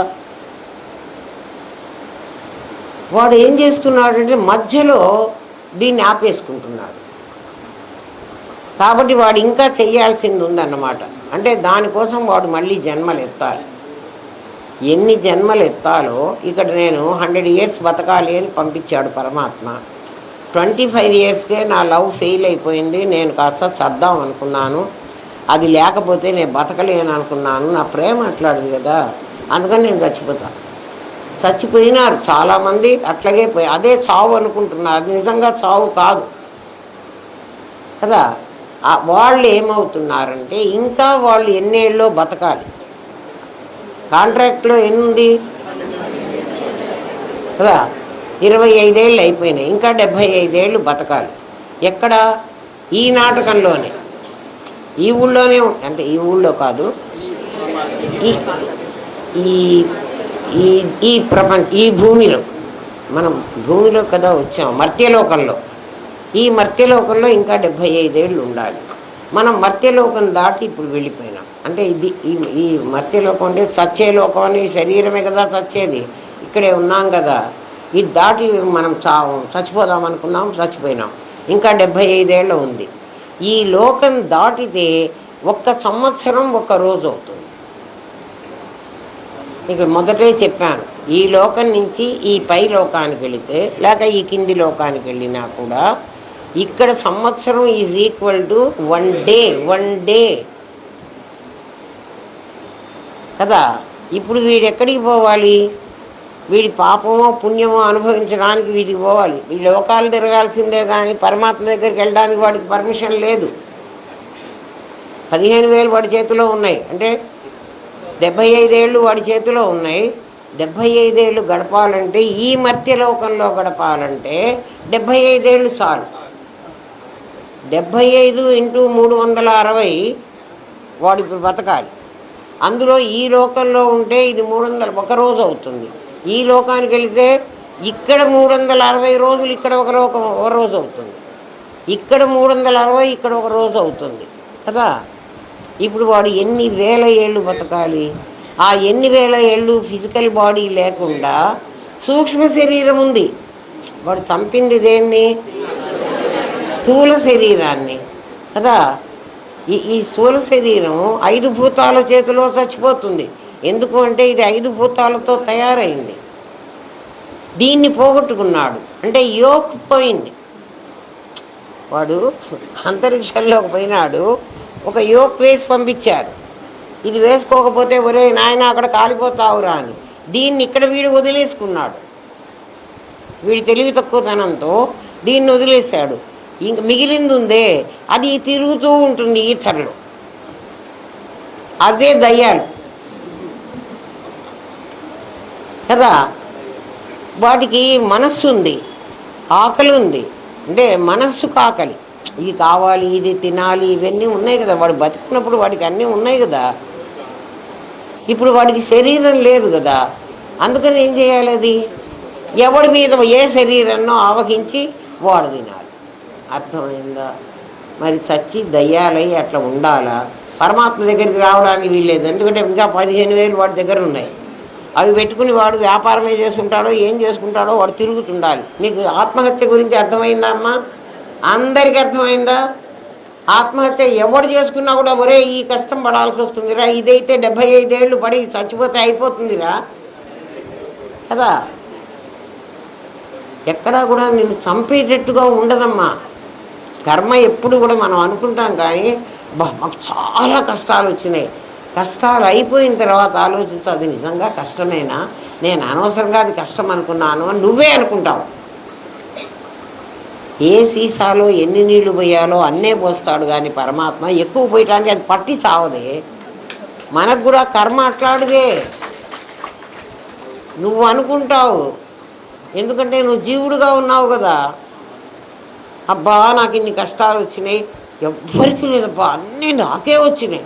ఆ దేవుడికి ఎంత పార్షాలిటీయో, నాకే అన్ని కష్టాలు పెడతాడు వాడు దుంపదేగా. ఎందుకంటే నువ్వంటే చాలా ఇష్టం వాడు. అసలు వాడు ఎందుకు కష్టాలు పెట్టాడు? ఇన్ని కష్టాలు పెడితేనా వీడికి వైరాగ్యం వస్తుందేమో అని పెడుతున్నాడు. కానీ వీడు ఇంకా దాంట్లో పడి చస్తున్నాడు. అది అర్థమైందా? ఎవ్వరికన్నా చెప్పండి, ఆత్మహత్య చాలా తప్పు. అది అసలు ఆత్మహత్య కాదు. మనమందరం దాన్ని ఆత్మహత్య అంటే ఏముంటుందో ఇప్పుడు చెప్తా. అందరికీ అర్థమైంది ఇక్కడ నాయన? కాలేదా? అది మన లోకల్దే కాబట్టి అది అర్థమైంది. అది మన సంబంధించిన టాపిక్ కదా. ఎందుకంటే మనం కూడా చాలాసార్లు చస్తే పీడా వదులుతుంది అనుకున్న వాళ్ళ మేలే. చావలేదు కానీ అంత ధైర్యం చేయలేదు. లేరా అనుకోలేదా? అనుకోని వాళ్ళు ఎవరన్నా ఉంటే చేయొత్తండారా ఒక్కసారైనా. ఏమే ఒక్కసారైనా అనుకోని వాళ్ళని ఒకళ్ళు చూపించండి. అరే కొంచెం కష్టం వచ్చేప్పటికి చస్తానండి, ఎస్కేపిజం ఎందుకురా, ఫేస్ చేయండి రా కదా. అంతే కదా. ఛాలెంజ్ తీసుకోండి రా జీవితాన్ని. దేన్నైనా సరే ధైర్యంగా. అందుకే ధైర్యం ఒక్కటే పోగొట్టుకోవద్దంటాను నేను. ధైర్యం పోకూడదు. ఎందుకంటే నటించడానికి వచ్చాను, నటిస్తాను. వాడు ఎట్లా నటించమన్నాడో అట్లే నటిస్తాను. ఎవడి చేతిలోనో సచ్చేది ఉందనుకో, వద్దాం. మనకై మనం చంపుకోకూడదు. తెలిసిన పొరపాటుగా కూడా అటువంటి పని చేయకూడదు. అందరికీ చెప్పండి, కష్టాలు అనేవి వస్తాయి. కష్టం రాకపోతే ఎట్లాగురా? మనిషికి రాకపోతే మానుకు వస్తుందా కష్టం? మానుకు కూడా వస్తూనే ఉంది. పాపం ఎండకు చూడు ఎన్ని రోగాలు వచ్చి దానికి మందు ఇచ్చే దిక్కు కూడా లేదు. ఎంత బాధ ఉంది.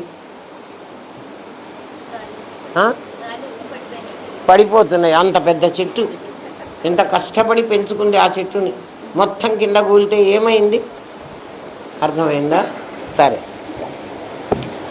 మన ఆత్మహత్య ఇది. ఈ ఆత్మహత్య వల్ల ఈ నష్టాలు ఉన్నాయి. ఎవరికైనా చెప్పండి, పొరపాటుగా కూడా అటువంటి పనులు చేయకూడదు. ఎందుకంటే నువ్వు నటించడానికి వచ్చావు, అగ్రిమెంట్ ఎంటర్ అయినావు, నీకని ఎంత ఉందో అంత చెయ్యి కదా. నీకు శక్తికి మించిన కష్టం అసలు భగవంతుడు పెట్టడు.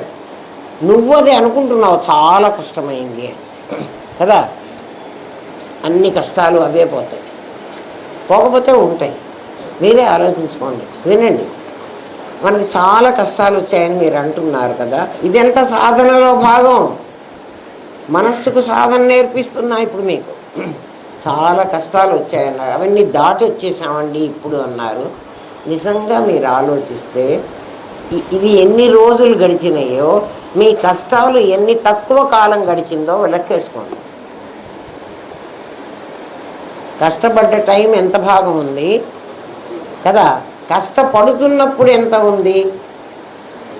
కష్టపడుతున్నప్పుడు అది చాలా పెద్ద కష్టం మనకి. అయిపోయిన తర్వాత అది చాలా చిన్న కష్టం. అట్లా వచ్చినప్పుడు ఏమనుకోవాలంటే, పరమాత్మ తెలిసిన వాడు ఈ మాటే అనుకుంటాడు. కళ వచ్చినప్పుడు, కళలో దొంగవాడు నన్ను గొంతు పిసుకుతున్నప్పుడు, కళ్ళలో నన్ను దొంగవాడు గొంతు పిసికి నా నగలన్నీ తీసుకుపోతున్నాడు. గొంతు పిసికినప్పుడు నీకెంత భయం ఉంటుంది? కళలో పాము గరిచినప్పుడు అయ్యో నాకు పాము గరిచింది అని నీకు ఎంత భయం ఉంది? మెలుగు వచ్చిన తర్వాత ఆ భయం ఉందా? ఆ కాలంలో, ఆ వ్యవహార సమయంలో నువ్వు అనుభవిస్తున్నారు ఆ కొంచెం, తర్వాత లేదు కదా. ఇది త్రయో స్వప్నం, ఇది కూడా స్వప్నమే అంటుంది శాస్త్రం. ఈ స్వప్నంలో కూడా ఈ కష్టం ఇప్పుడు ఇంతే ఉంటుంది. ఇప్పుడు ఆ కష్టం తలుచుకుంటే ఆ భయం ఇప్పుడు ఉందా? లేదు కదా. అంటే కష్టం ఆ టైంకే భయం ఇస్తోంది, తర్వాత నీకు ఇవ్వటంలే. స్వప్నంలో నువ్వు అప్పుడు దెబ్బ తగిలింది నువ్వు అనుకుంటున్నావు, అందుకే 3 కళలే అని చెప్పేసింది శాస్త్రం.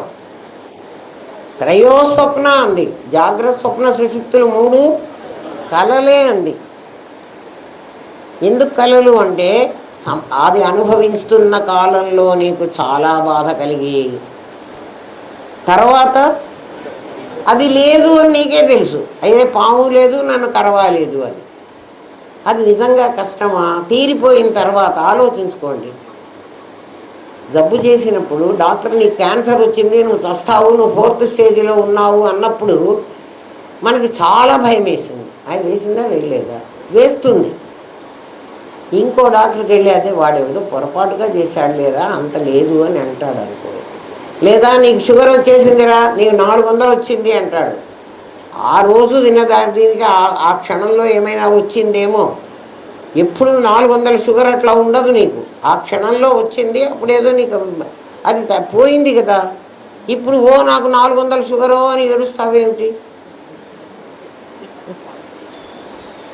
అర్థమైందా?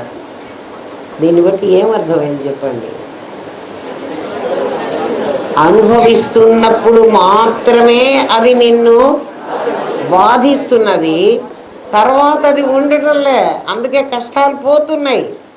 కానీ దాని తాలూకు మెమరీ ఉందే నీకు, అమ్మో నాకు అన్ని కష్టాలు వచ్చాయి, ఏం రాలే. అవి కూడా ఎలాంటి కష్టాలంటే బాగా సాధన చేసి నేనులో నిలబడేటువంటి పనులు ఇవన్నీ. నేను అనేవాడిని నిజంగా మీకు అందరికీ నేను అని ఎక్స్ తెలుసు, కానీ నేను తెలియదు. అయితే నాది కంటే వేరుగా ఒక నేనుందని తెలుసు, కానీ ఆ నేనులో ఉంటే ఎట్లుండాలో చెప్పాడు 4వ అధ్యాయంలో. ఆ నేనులో ఉన్నప్పుడు నువ్వు ఎట్లా ఉంటావో నీకు తెలుస్తోంది. ఇప్పుడు నువ్వు నేను అని అర్థం చేసుకుని ఇది నాది అని అర్థమైతే, అర్థమైంది కదా మీ అందరికీ, నాది కదా ఈ పనులన్నీ వస్తున్నాయి, ఈ కష్టాలు వచ్చాయో, సుఖాలు వస్తే ఎవరు కూడా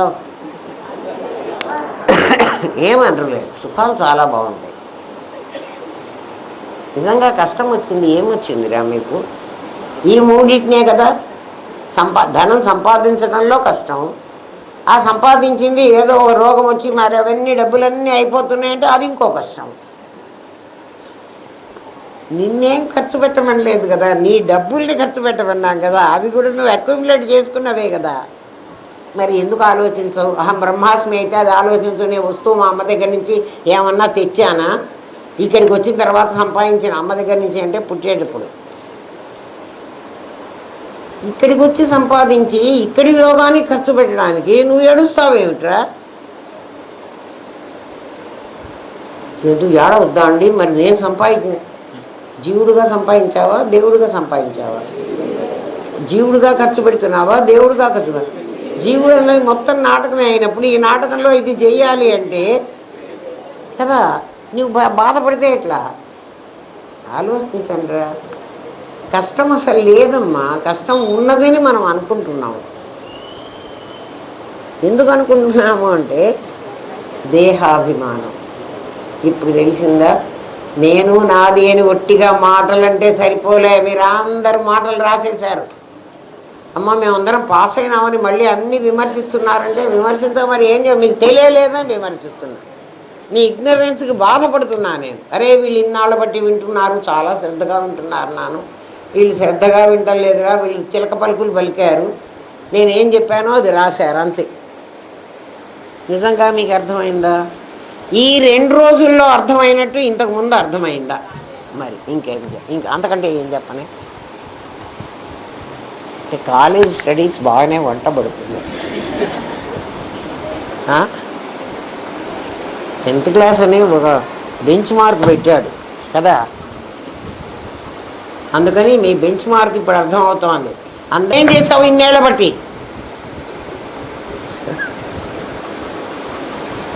ఇన్నేళ్ళ బట్టి గాడిదలు కాసావా? ఇప్పుడు గుర్రాలు గాయటానికి వచ్చావా? ఆలోచించండి రా. టీచర్ని కాబట్టి అట్టగే తిడతా, తిడితే ఏం పర్వాలేదు, కొట్టలేదు సంతోషపడండి.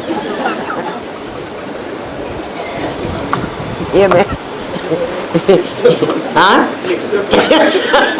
నెక్స్ట్ స్టెప్ అదే. కొట్టిన తర్వాత ఏం చేయాలంటే చంపడమే. అందరినీ జీవుడుగా చంపేస్తా. అప్పుడు నేను ఒక్కడే మిగులుతా. అందరు చచ్చిపోతే ఎవరు, నేను ఒక్కడే ఉంటా. అదే కావాల్సింది కూడా. ఏకమేవా అద్వితీయం బ్రహ్మ నేహనానా, నే తప్ప ఎవడు లేడు, అందరినీ చంపేశాను. అర్థమైందా? ఆ చంపడానికి ముందు తిడతా కదా. అమ్మ మమ్మల్నే తిడుతోంది, మిమ్మల్నే తిడతా. ఆ ఊళ్ళో వాళ్ళందరినీ ఎందుకు చేశాను, ఎవడైతే నా గేట్లోకి వచ్చి నా పరిధిలోకి వచ్చాడో వాడినే తిడతా. ఎందుకు తిడతారండి, మీరు పెట్టి సాగుతున్నారా మమ్మల్ని అంటే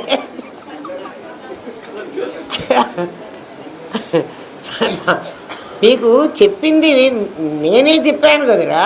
నేను చెప్పింది అర్థం చేసుకోకపోతే మరి తిట్టనా? తెలియక అర్థం చేసుకోకపోతే తిట్టను, 10 సార్లు చెబుతా. తెలిసి కావాలని మళ్ళీ దేహభావం తెచ్చుకుని మేము అని అహంతో తప్పులు చేస్తే తిడతా. చాలా తప్పులు చేస్తారు. మళ్ళీ చెప్పినప్పుడు కూడా అవును కదా మేము తప్పు చేశాము అనేటువంటి రిపెంటెన్స్ లేకుండా ఇంకా మళ్ళీ అదే కంటిన్యూ చేస్తారు. ఇంకా మరి నాకు తిట్టకేం చేసేది? ఈసారి కొట్టాలి. కట్టె తీసుకొని ఇప్పుడు కొడుతూనే ఉన్నా.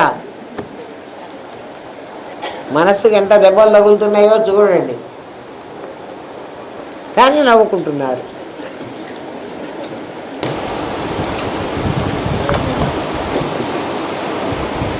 భగవద్గీత ఒక్క శ్లోకం చాలురా, 700 శ్లోకాలు ఉన్నాయి అట్లాంటివి.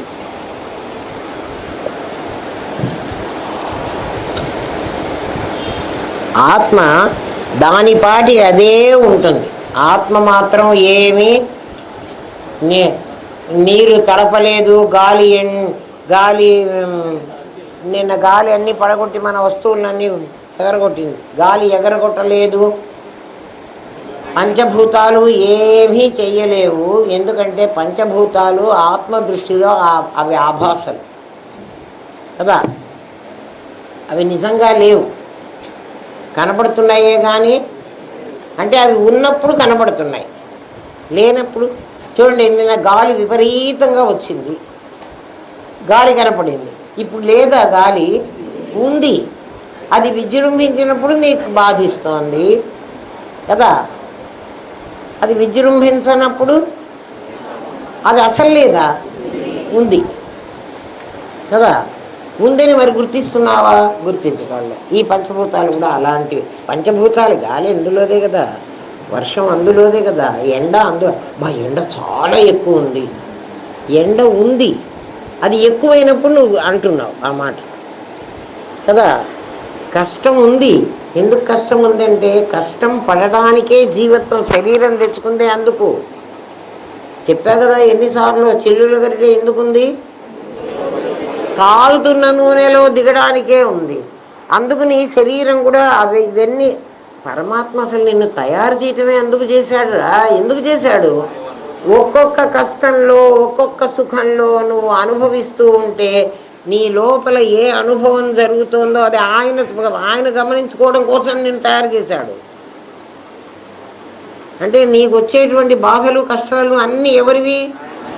ఆయనవే. ఆయన క్రియేట్ చేసుకుని హానిమన్ అని హోమియో మెడిసిన్ తయారు చేసిన ఆయనే. ఆయన ఏం చేసేవాడంటే ప్రతి మందు తయారు చేసి తనకే వేసేసుకునేవాడు. ఆ రోగాన్ని తను క్రియేట్ చేసుకుని దానికి ఆ మందు వేసేసుకుని దాన్ని తగ్గించుకునేవాడు. అన్నీ తన ఒంటి మీదనే ఎక్స్పెరిమెంట్లు చేసుకునేవాడు. అవునా కాదా? పరమాత్మ కూడా అట్లే చేస్తున్నాడు రా. అందుకని అది మందు తయారు చేసి మనకి ఇస్తున్నాడు. హోమియో మెడిసిన్ అంతా అదే. ప్రతి మందు ఆయన తన ఒంటి మీద వేసుకుని వచ్చిన దాన్ని ఆ రిజల్ట్ కనుక్కుని తనైతే తన ఎక్స్పీరియన్స్ చేయగలడు. ఇది వేసుకుంటే ఇది ఇట్లా అవుతుంది అని తన అనుభవం. ఇంకోటికి వేస్తే వాడి అనుభవం ఈయనకెట్లా తెలుస్తుంది? పరమాత్మ అట్లా అన్ని అనుభవాలు తనే పొందాలని ఏకహ అనేకో అహమస్మి అన్నాడు. నీ బాడీ తయారు చేసి నిన్ను చిల్లులు గడ్డని నీ నూనెలో పెట్టమన్నాడు.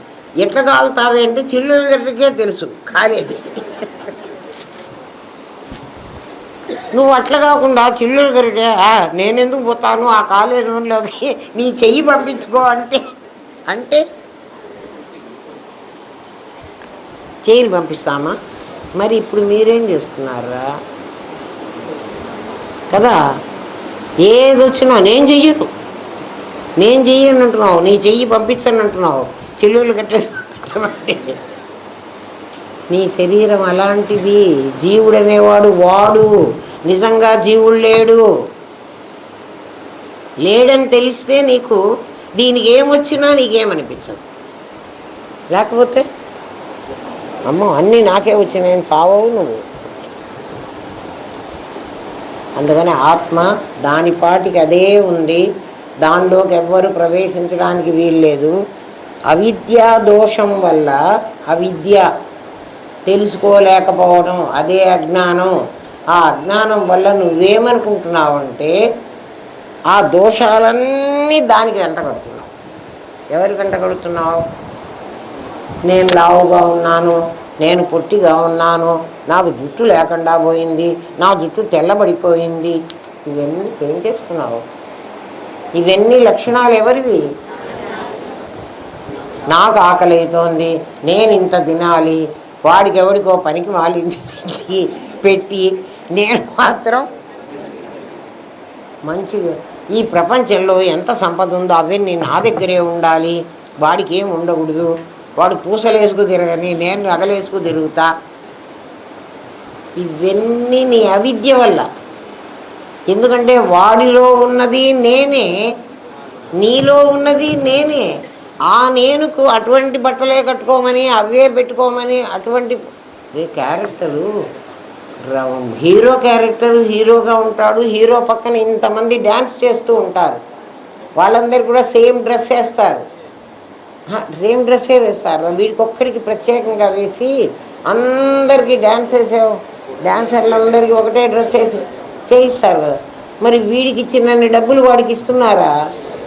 మరి వాళ్ళు కూడా ఆ సీన్లో అక్కడే ఉన్నారు కదా.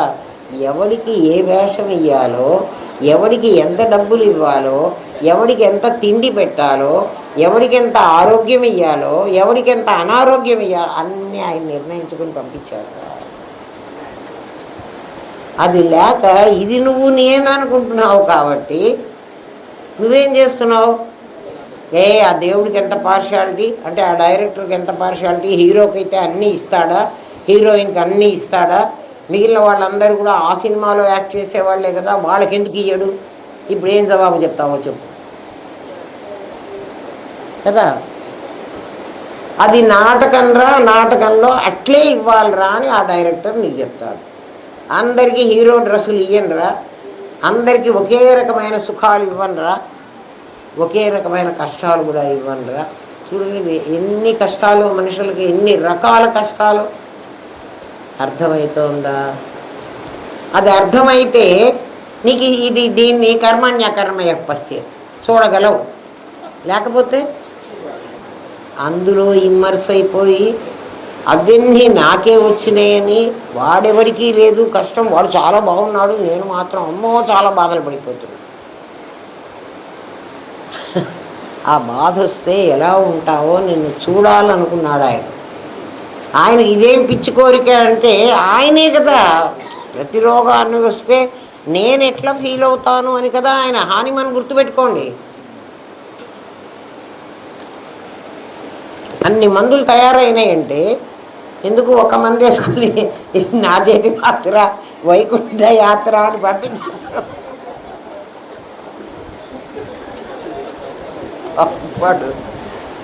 అవిద్యా దోషం వల్ల. అవిద్య ఏమిట్రా అంటే నువ్వు పరమాత్మవి అని నీకు తెలియకపోవడమే అవిద్య. నాకు తెలిసింది అంటే, ఎవడైనా నాకు తెలిసింది నీకు తెలియదు అంటాడు. నాకేం తెలిసిందో అది నీకు తెలిసి తీరాలి. అవునా కదా? నువ్వు గొప్ప ఏంటి? నువ్వు కూడా నాలాంటి మనిషివే కదా. నాకు తెలిసి నీకు తెలియకపోవడం ఏమిటి కదా.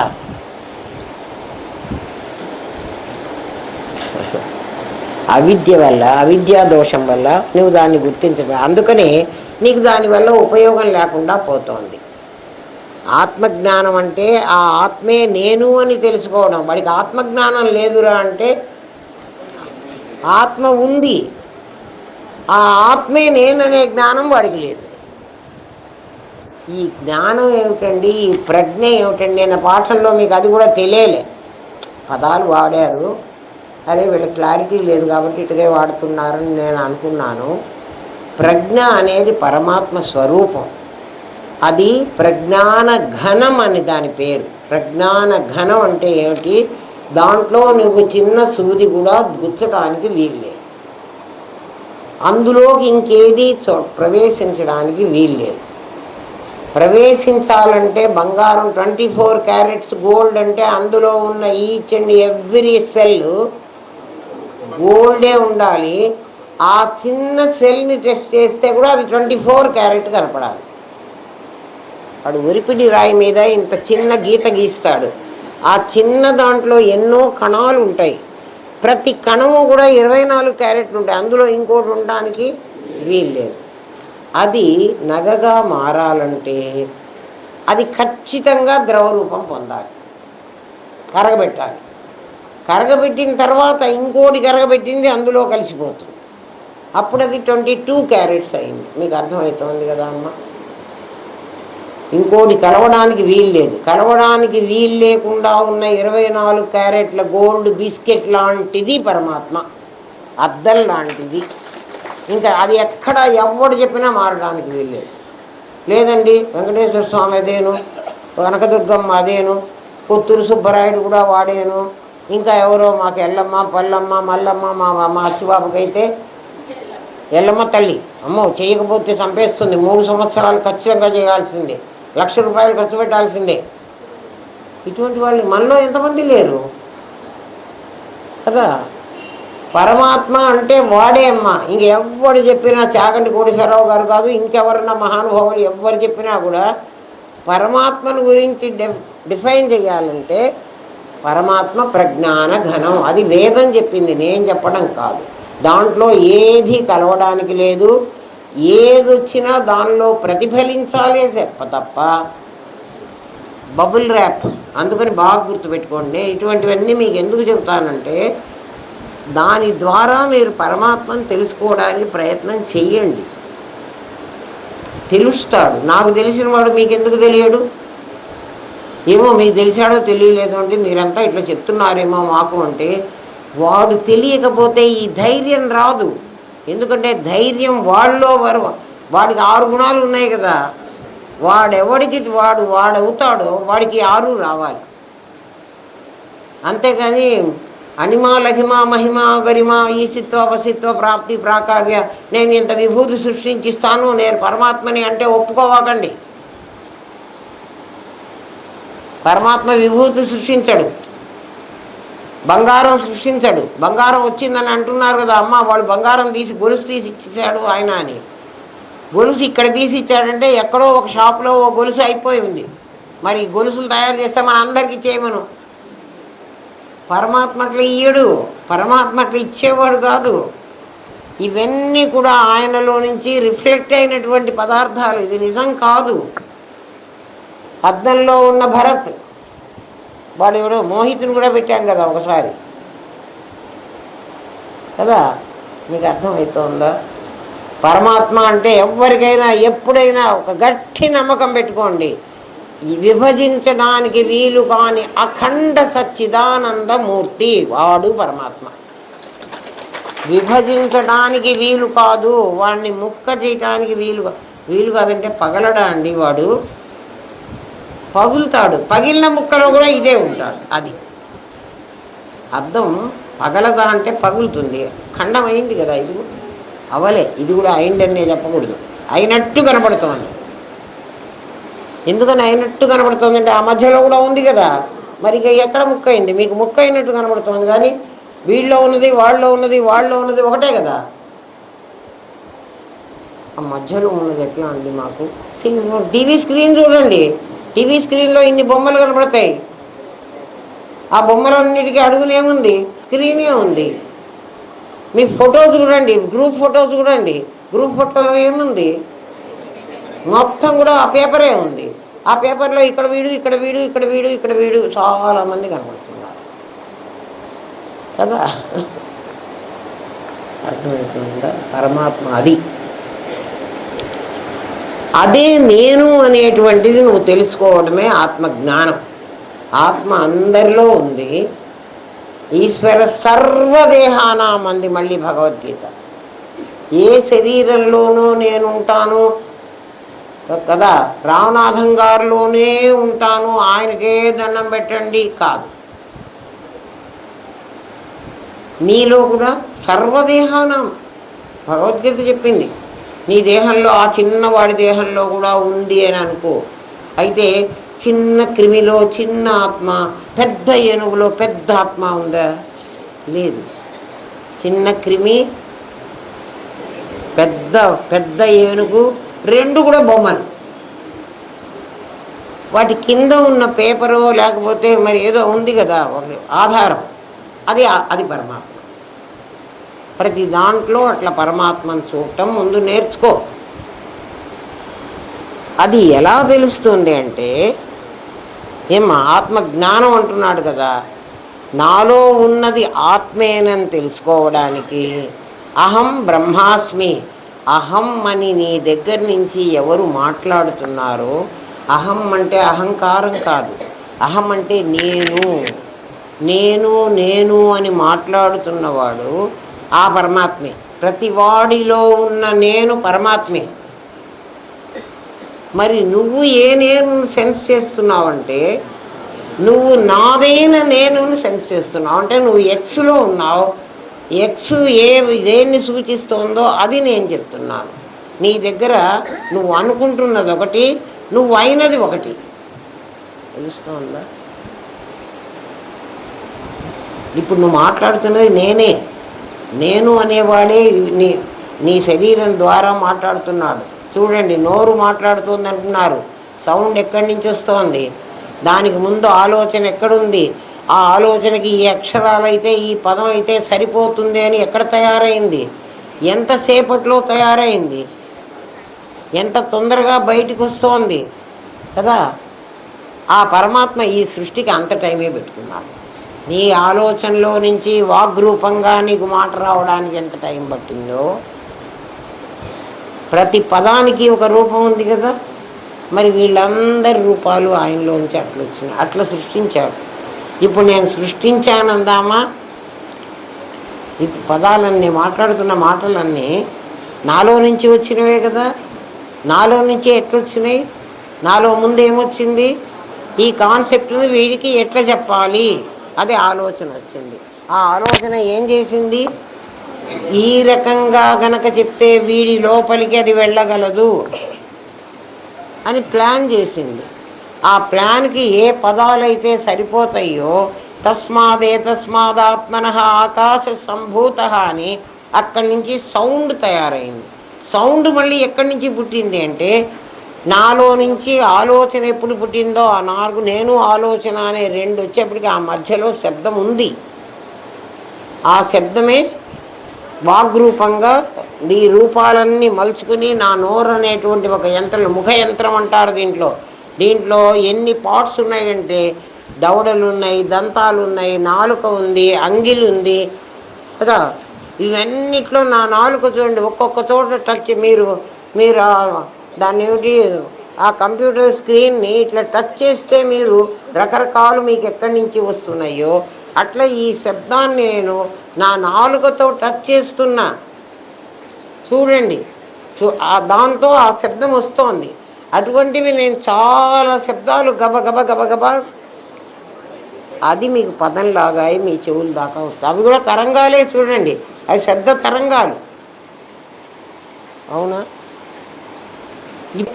పరమాత్మ ఈ ప్రపంచాన్ని సృష్టించలేడా? ఆఫ్టర్ ఆల్ నేను అంటే లిమిటెడ్ బాడీతో ఉన్న నేనే సృష్టిస్తే పరమాత్మ సృష్టించలేడా? సృష్టి అంతే. మరి మళ్ళీ ఏమైంది? ఈ పదాలన్నీ మీ దగ్గరికి వెళ్ళినాయి, ఆ టేప్ రికార్డర్లోకి వెళ్ళినాయి, ఇంకా సౌండ్ చాలామంది స్ప్రెడ్ అయింది కదా. అదంతా దిగంతరాల వరకు వ్యాపించి వెళ్ళింది, దిక్కుల చివరికి వెళ్ళిపోతుంది. చివరికి అది దిక్కుల చివర అంటే ఎక్కడ? ఆ హొరైజన్ లెవెల్లో. అక్కడ దాటి వెళ్ళలేక అక్కడ ఆగుతుంది. హొరైజన్ నిజంగా లేదు మనకి, హొరైజన్ కన్నది ఎప్పుడు సౌండ్ సున్నలాగానే కదా. కాంతి ఎట్లా అయితే వ్యాప్తం అవుతుందో, నేనంతా వ్యాప్తమైనానని ఎవరైనా అనుకుంటుంటే మీరు ఆ వ్యాప్తమైతే ఇట్లా ఉండాలి. ఎవరెవరు వ్యాప్తమైనామని అనుకోవకండి, పరమాత్మ వ్యాప్తమే. కానీ అన్నీ మనం అయినామంటే అవ్వకుండా అయినామంటే నా కోటీశ్వరుని కాకుండా నాకు కోట్లు ఉన్నాయంటే ఏం లాభం రావు. 4 కోట్లు తగిలించుకో తిరగాల్సిందే. మిమ్మల్ని మీరు మోసం చేసుకోవాలి. నేను ఎవరికైనా చెప్పేది, మిమ్మల్ని మీరు ఎవరినన్నా మోసం చేయండి.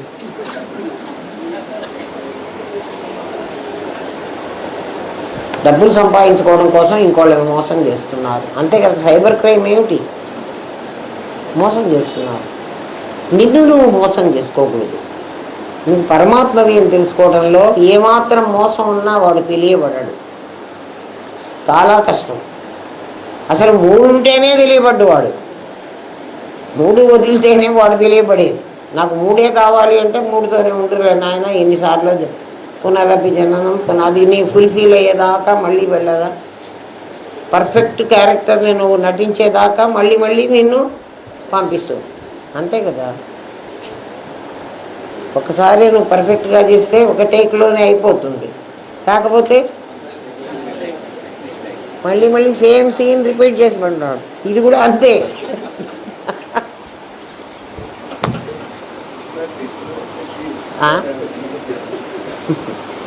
అర్థమైందా? అమ్మో, టైం భలే పరిగెత్తుందిరా.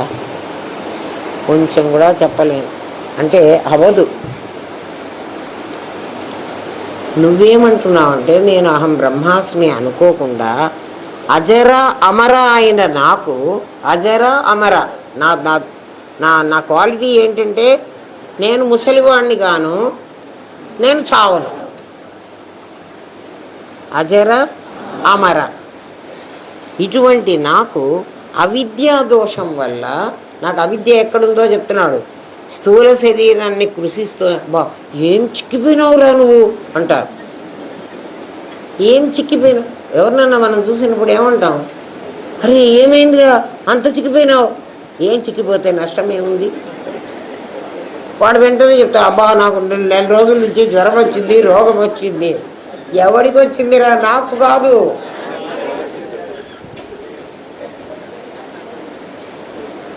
కృషించటం, నశించటం సూక్ష్మ శరీరానికి, ప్రాణము మనస్సుకి.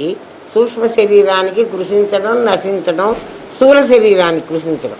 సూక్ష్మ శరీరం ప్రాణం, మనస్సు, క్షుత్పిపాసలు ఆకలి దప్పులు. కారణ శరీరానికి అజ్ఞానము, శోకమోహాలు, షడూర్ములు అంటారు వీటిని. ఈ షడూర్ములు కాకుండా రక్షించబడతావు. ఇప్పుడు నేను ఈ శరీరం కాదు అని నువ్వు తెలిస్తే ఈ కష్టాలన్నీ ముందు నీకుండవు. అయితే ఎవరికైతే ఆత్మ తెలుస్తుందో వాడికి రోగాలు రావా అండి? రోగాలు ఎవరికి వస్తాయి? వాడి నాదికి వస్తాయి, వాడికి రావు కదా. ఇవన్నీ నీకు ఉండవు. 3 శరీరాలు నీవే అనుకుని నువ్వు ఒక శరీరం కాదు 3 శరీరాలు నేనే అంటావు. వాడి తాలూకు షడూర్ములలో పడ్డావు. నువ్వు ఎప్పుడైతే అందులో పడి ఇదే నేనన్నావో అప్పుడు ఈ 3 అటాక్ చేసినాయి నిన్ను. ఇది నేను అనకపోతే ఆ 3 నా మీదికి రావు. ఇది ఎప్పుడైతే నేనన్నానో ఆ 3 అవి నాదే కూర్చున్నాయి. లేకపోతే ఇదే నాది. అదే కదా మనం అనుకుంది, ఇదే నాది, దీన్ని నేనన్నాను కాబట్టి అవి నాదేనే. అది జరామరణాది సంవేదన నువ్వు అందుకు పొందుతున్నావు. సంవేదనాత్మక చిత్తం అంటే చిత్తం పొందే అనుభవం.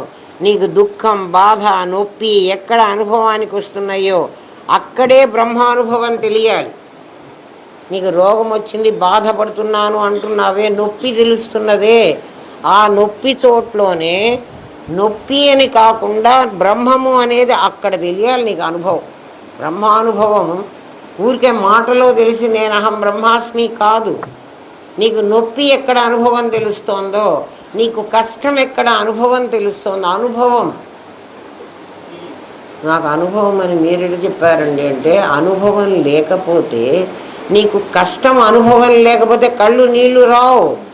సీదంతి మమగాత్రాన్ని అన్నాడు, నా శరీరం వణుకుతోంది, నాకు భయం వేస్తోంది, నా చేతిలో ధనుస్సు జారిపోతోంది. అర్జునుడు ఎందుకన్నాడు ఈ మాట? ఎక్స్పీరియన్స్ చేస్తున్నాడు. ఏం ఎక్స్పీరియన్స్ చేశాడు? వీళ్ళందరూ నా వాళ్ళు, నా వాళ్ళని నేను చంపేస్తున్నాను అని అనుకున్నాడు. అనుకున్నప్పుడు వాడు ఏమవ్వాలి? ఆ దుఃఖం అనే అనుభవం వచ్చింది వాడికి. అదే అర్జున విషాదం కదా. మనకు కూడా కడుపు నొప్పి వచ్చింది, తలనొప్పి వచ్చింది, మనకు ఇష్టమైన వాళ్ళు ఎవరో చచ్చిపోయినారు, అట్లాంటప్పుడు నీకు ఎక్కడో అనుభవం వస్తుంది. అందుకే నీ కళ్ళ నీళ్ళు వస్తుంది. మా గురువుగారు మమ్మల్ని ఎవరు చచ్చిపోయిన వాళ్ళ దగ్గరికి వెళ్ళి చూసిరమనేవాళ్ళు, ఎందుకు ఏడుస్తున్నారో చూసిరా అని. ఎవరన్నా చచ్చిపోయిన ఇంటికి పోతే వాళ్ళందరూ ఏడుస్తుంటారు. కొంతమంది ఏడవకుండా దూరంగా నుంచొని ఉంటారు. వీళ్ళు ఎందుకు ఏడుస్తున్నారు, వాళ్ళు ఎందుకు ఏడవుతారు? అమ్మో, మా గురువుగారు అట్లాగే మాకు పాఠాలు చెప్పారరా. మహానుభావుడు ఆ తండ్రి ఎంత గొప్పవాడో, ఎటువంటి విద్య నేర్పించాడో కదా. ఆలోచించండి. వెళ్ళమనేవాళ్ళు చచ్చిపోయిన చోటికి. అరే వాళ్ళు ఎవరో చచ్చిపోతే మేము ఈ ఊరు నుంచి పాఠం విందామని పోయి చచ్చిపోయిన వాళ్ళ దగ్గరికి పోమంటే ఆయన. కానీ గురువుగారు పొమ్మన్నారు కాబట్టి పోవాలి. పోకపోతే మళ్ళీ రేపు అడుగుతారు, అక్కడ ఏం జరిగిందో మనం చెప్పాలి. అక్కడికి మాతో పాటు ఇంకా కొంతమంది వచ్చి ఉంటారు. వాళ్ళు ఒకటి చెప్పి నేను ఇంకోటి చెప్పాను అనుకో, నేను అబద్ధవాడని పట్టుకుంటాను కదా. ఏమ్మా, నీకు దుఃఖం అనేది ఎక్కడ తెలియాలి? ఒక దుఃఖం కలగకపోతే కళ్ళకి నీళ్లు రావు కదా. దుఃఖం ఎక్కడ నీకేసుకుని అంటే నీ బాడీలో నీకు ఎక్కడ జరుగుతుందో చెప్తున్నారు. పొట్టలో ఉందా? నీకు ఆ అనుభవం ఎక్కడ జరిగింది? ఎవరికి వాడికే తెలియాలి. అక్కడే నేను బ్రహ్మముననే అనుభవం రావాలి. అది సమాధి. నన్ను ఏం చేయమంటారా? 7:45 అయింది. ఇది తొందరగా అవదురా, సెకండ్ పార్ట్ అంత ఈజీ కాదు. ఏమ్మా, రేపు చెప్తాను. ఇంకా రేపు అంటే నెక్స్ట్ వీక్. కొంచెమే చెప్పుకున్నాం, ఈ కాస్త చెప్పి మానేస్తాను. ఆగండి. నీకు దుఃఖం, బాధ, నొప్పి ఎక్కడ అనుభవానికి వస్తున్నాయో మరి ఇవాళ ధ్యానం చేసి ఆ అనుభవానికి ఎక్కడ వస్తుందో అక్కడికి వెళ్ళండి. ఊరికే నేను నాది కాదు. ఇంటికి పోయి మీరు అన్ని పనులు చేసుకుని ఆ అనుభవాన్ని, బ్రహ్మానుభవం ఎక్కడుంటుందో అనుభవించి రండి. ఆ నేను కనుక్కొని రండి. ఆ నేను ఎట్లున్నాడో నాకు చెప్పండి. ఏమ్మా, మీరు చెప్పక్కర్లే. మీరు నేనులోకి రాగానే నాకు తెలుస్తుంది. నీళ్లలో ఒక్క రాయి పడంగానే ఏం తెలుస్తుంది? నాకు తెలుస్తుంది. మీరు నాకేం చెప్పక్కర్లే. మీరు ఎక్కడెక్కడ ఎవడెవడు నా నేనులోకి వచ్చాడో, ఒరే వీడెవడో నన్ను నాకు వచ్చాడు రోయే కదా. ఉపనిషత్తులు నీకు పరోక్ష జ్ఞానమే కలిగిస్తాయి. ఇప్పటి వరకు మీకు అందరికీ తెలిసింది పరోక్ష జ్ఞానం. నీవు అపరోక్ష అనుభూతి పొందాలి. అర్థమవుతుందా? ఇప్పటి వరకు పరోక్ష జ్ఞానమే, ఇప్పుడు అపరోక్ష అనుభూతి. ఇక నష్టం చెబుతా విను. తాన్స్తే ప్రేత్య అధోగచ్చంతి. తాన్ వాటిలో తే వారు ఆత్మనో జనా అసూర్యానామలోక అంధేన తమస. ఇది రేపు చెప్తామ్మా. అసూర్యానామలోక అంధేన తమస. అసూర్య అంటే సూర్యుడు లేనటువంటి ఒక లోకం ఉందిట. ఆ లోకం ఎట్లాడిది అంటే అందులో సూర్యుడు ప్రవేశించడానికి వీల్లేదు. సూర్యకాంతి ఉండదు. సూర్యకాంతే ఉండదంటే అక్కడ చంద్రకాంతి ఉండదు, అగ్ని అసలే ఉండదు. అటువంటి లోకం. చెప్పా కదా, కటిక చీకట్లో గుడ్డివాడు చీకటి బావిలో పడతాడు. అంధేన తమస. అసలే వాడు అంధుడు, అందులో చీకటి, ఆ బావిలో ఇంకా చీకటి. వెలుతురులో ఉన్న పడితే ఎవడో ఒకడు తీసేస్తాడు వాడు. ఇది రేపు చెప్తాను. ఇవాళ ఇది అర్థమైందా? ఇవాళ ఏం చేయమని చెప్పాం మనం? ఇంటికి పోయి అన్నం వండుకొని తిని టీవీ చూసి పడుకోమన్నావా? లేదు. నీకు నొప్పి ఎక్కడ అనుభవం అవుతుందో ఆ నొప్పి దగ్గరికి నువ్వు వెళ్ళు కదా. అక్కడ నేను ఆత్మని అనే అనుభవం అవుతుంది. అనుభవం కనిపించదు కదా. ఇది నేను అని అనిపిస్తుంది. నువ్వు ఉన్నావా అని అడిగితే నేనున్నానని మాట్లాడతారే, ఆ నేను అక్కడ ఉంటుంది. ఇప్పుడు నేనున్నాను అని మీరు మాట్లాడే ఈ నేనున్నాను అని తేడా తెలిసిందా? వెళ్ళి రండి. ఓం తత్సత్. స్వస్తి ప్రజాభ్య పరిపాలయంతాన్యాయేన మార్గేణ మహిమహేష. ఓ బ్రాహ్మణేభ్య శుభమస్తు. నిత్యం లోకాః సమస్తాః సుఖినో భవంతు. ఓం పూర్ణమదః పూర్ణమిదం పూర్ణాత్ పూర్ణముదచ్యతే. పూర్ణస్య పూర్ణమాదాయ పూర్ణమేవావశిష్యతే. ఓం శాంతి శాంతి శాంతి. ఓం నమో బ్రహ్మాదిభ్యో బ్రహ్మ విద్యా సాంప్రదాయ కర్తృభ్యో వంశఋషిభ్యో గురుభ్యో నమో మహద్భ్యః. సర్వోపద్రవరహిత ప్రజ్ఞానఘనః ప్రత్యగర్ధో బ్రహ్మైవాహమస్మి.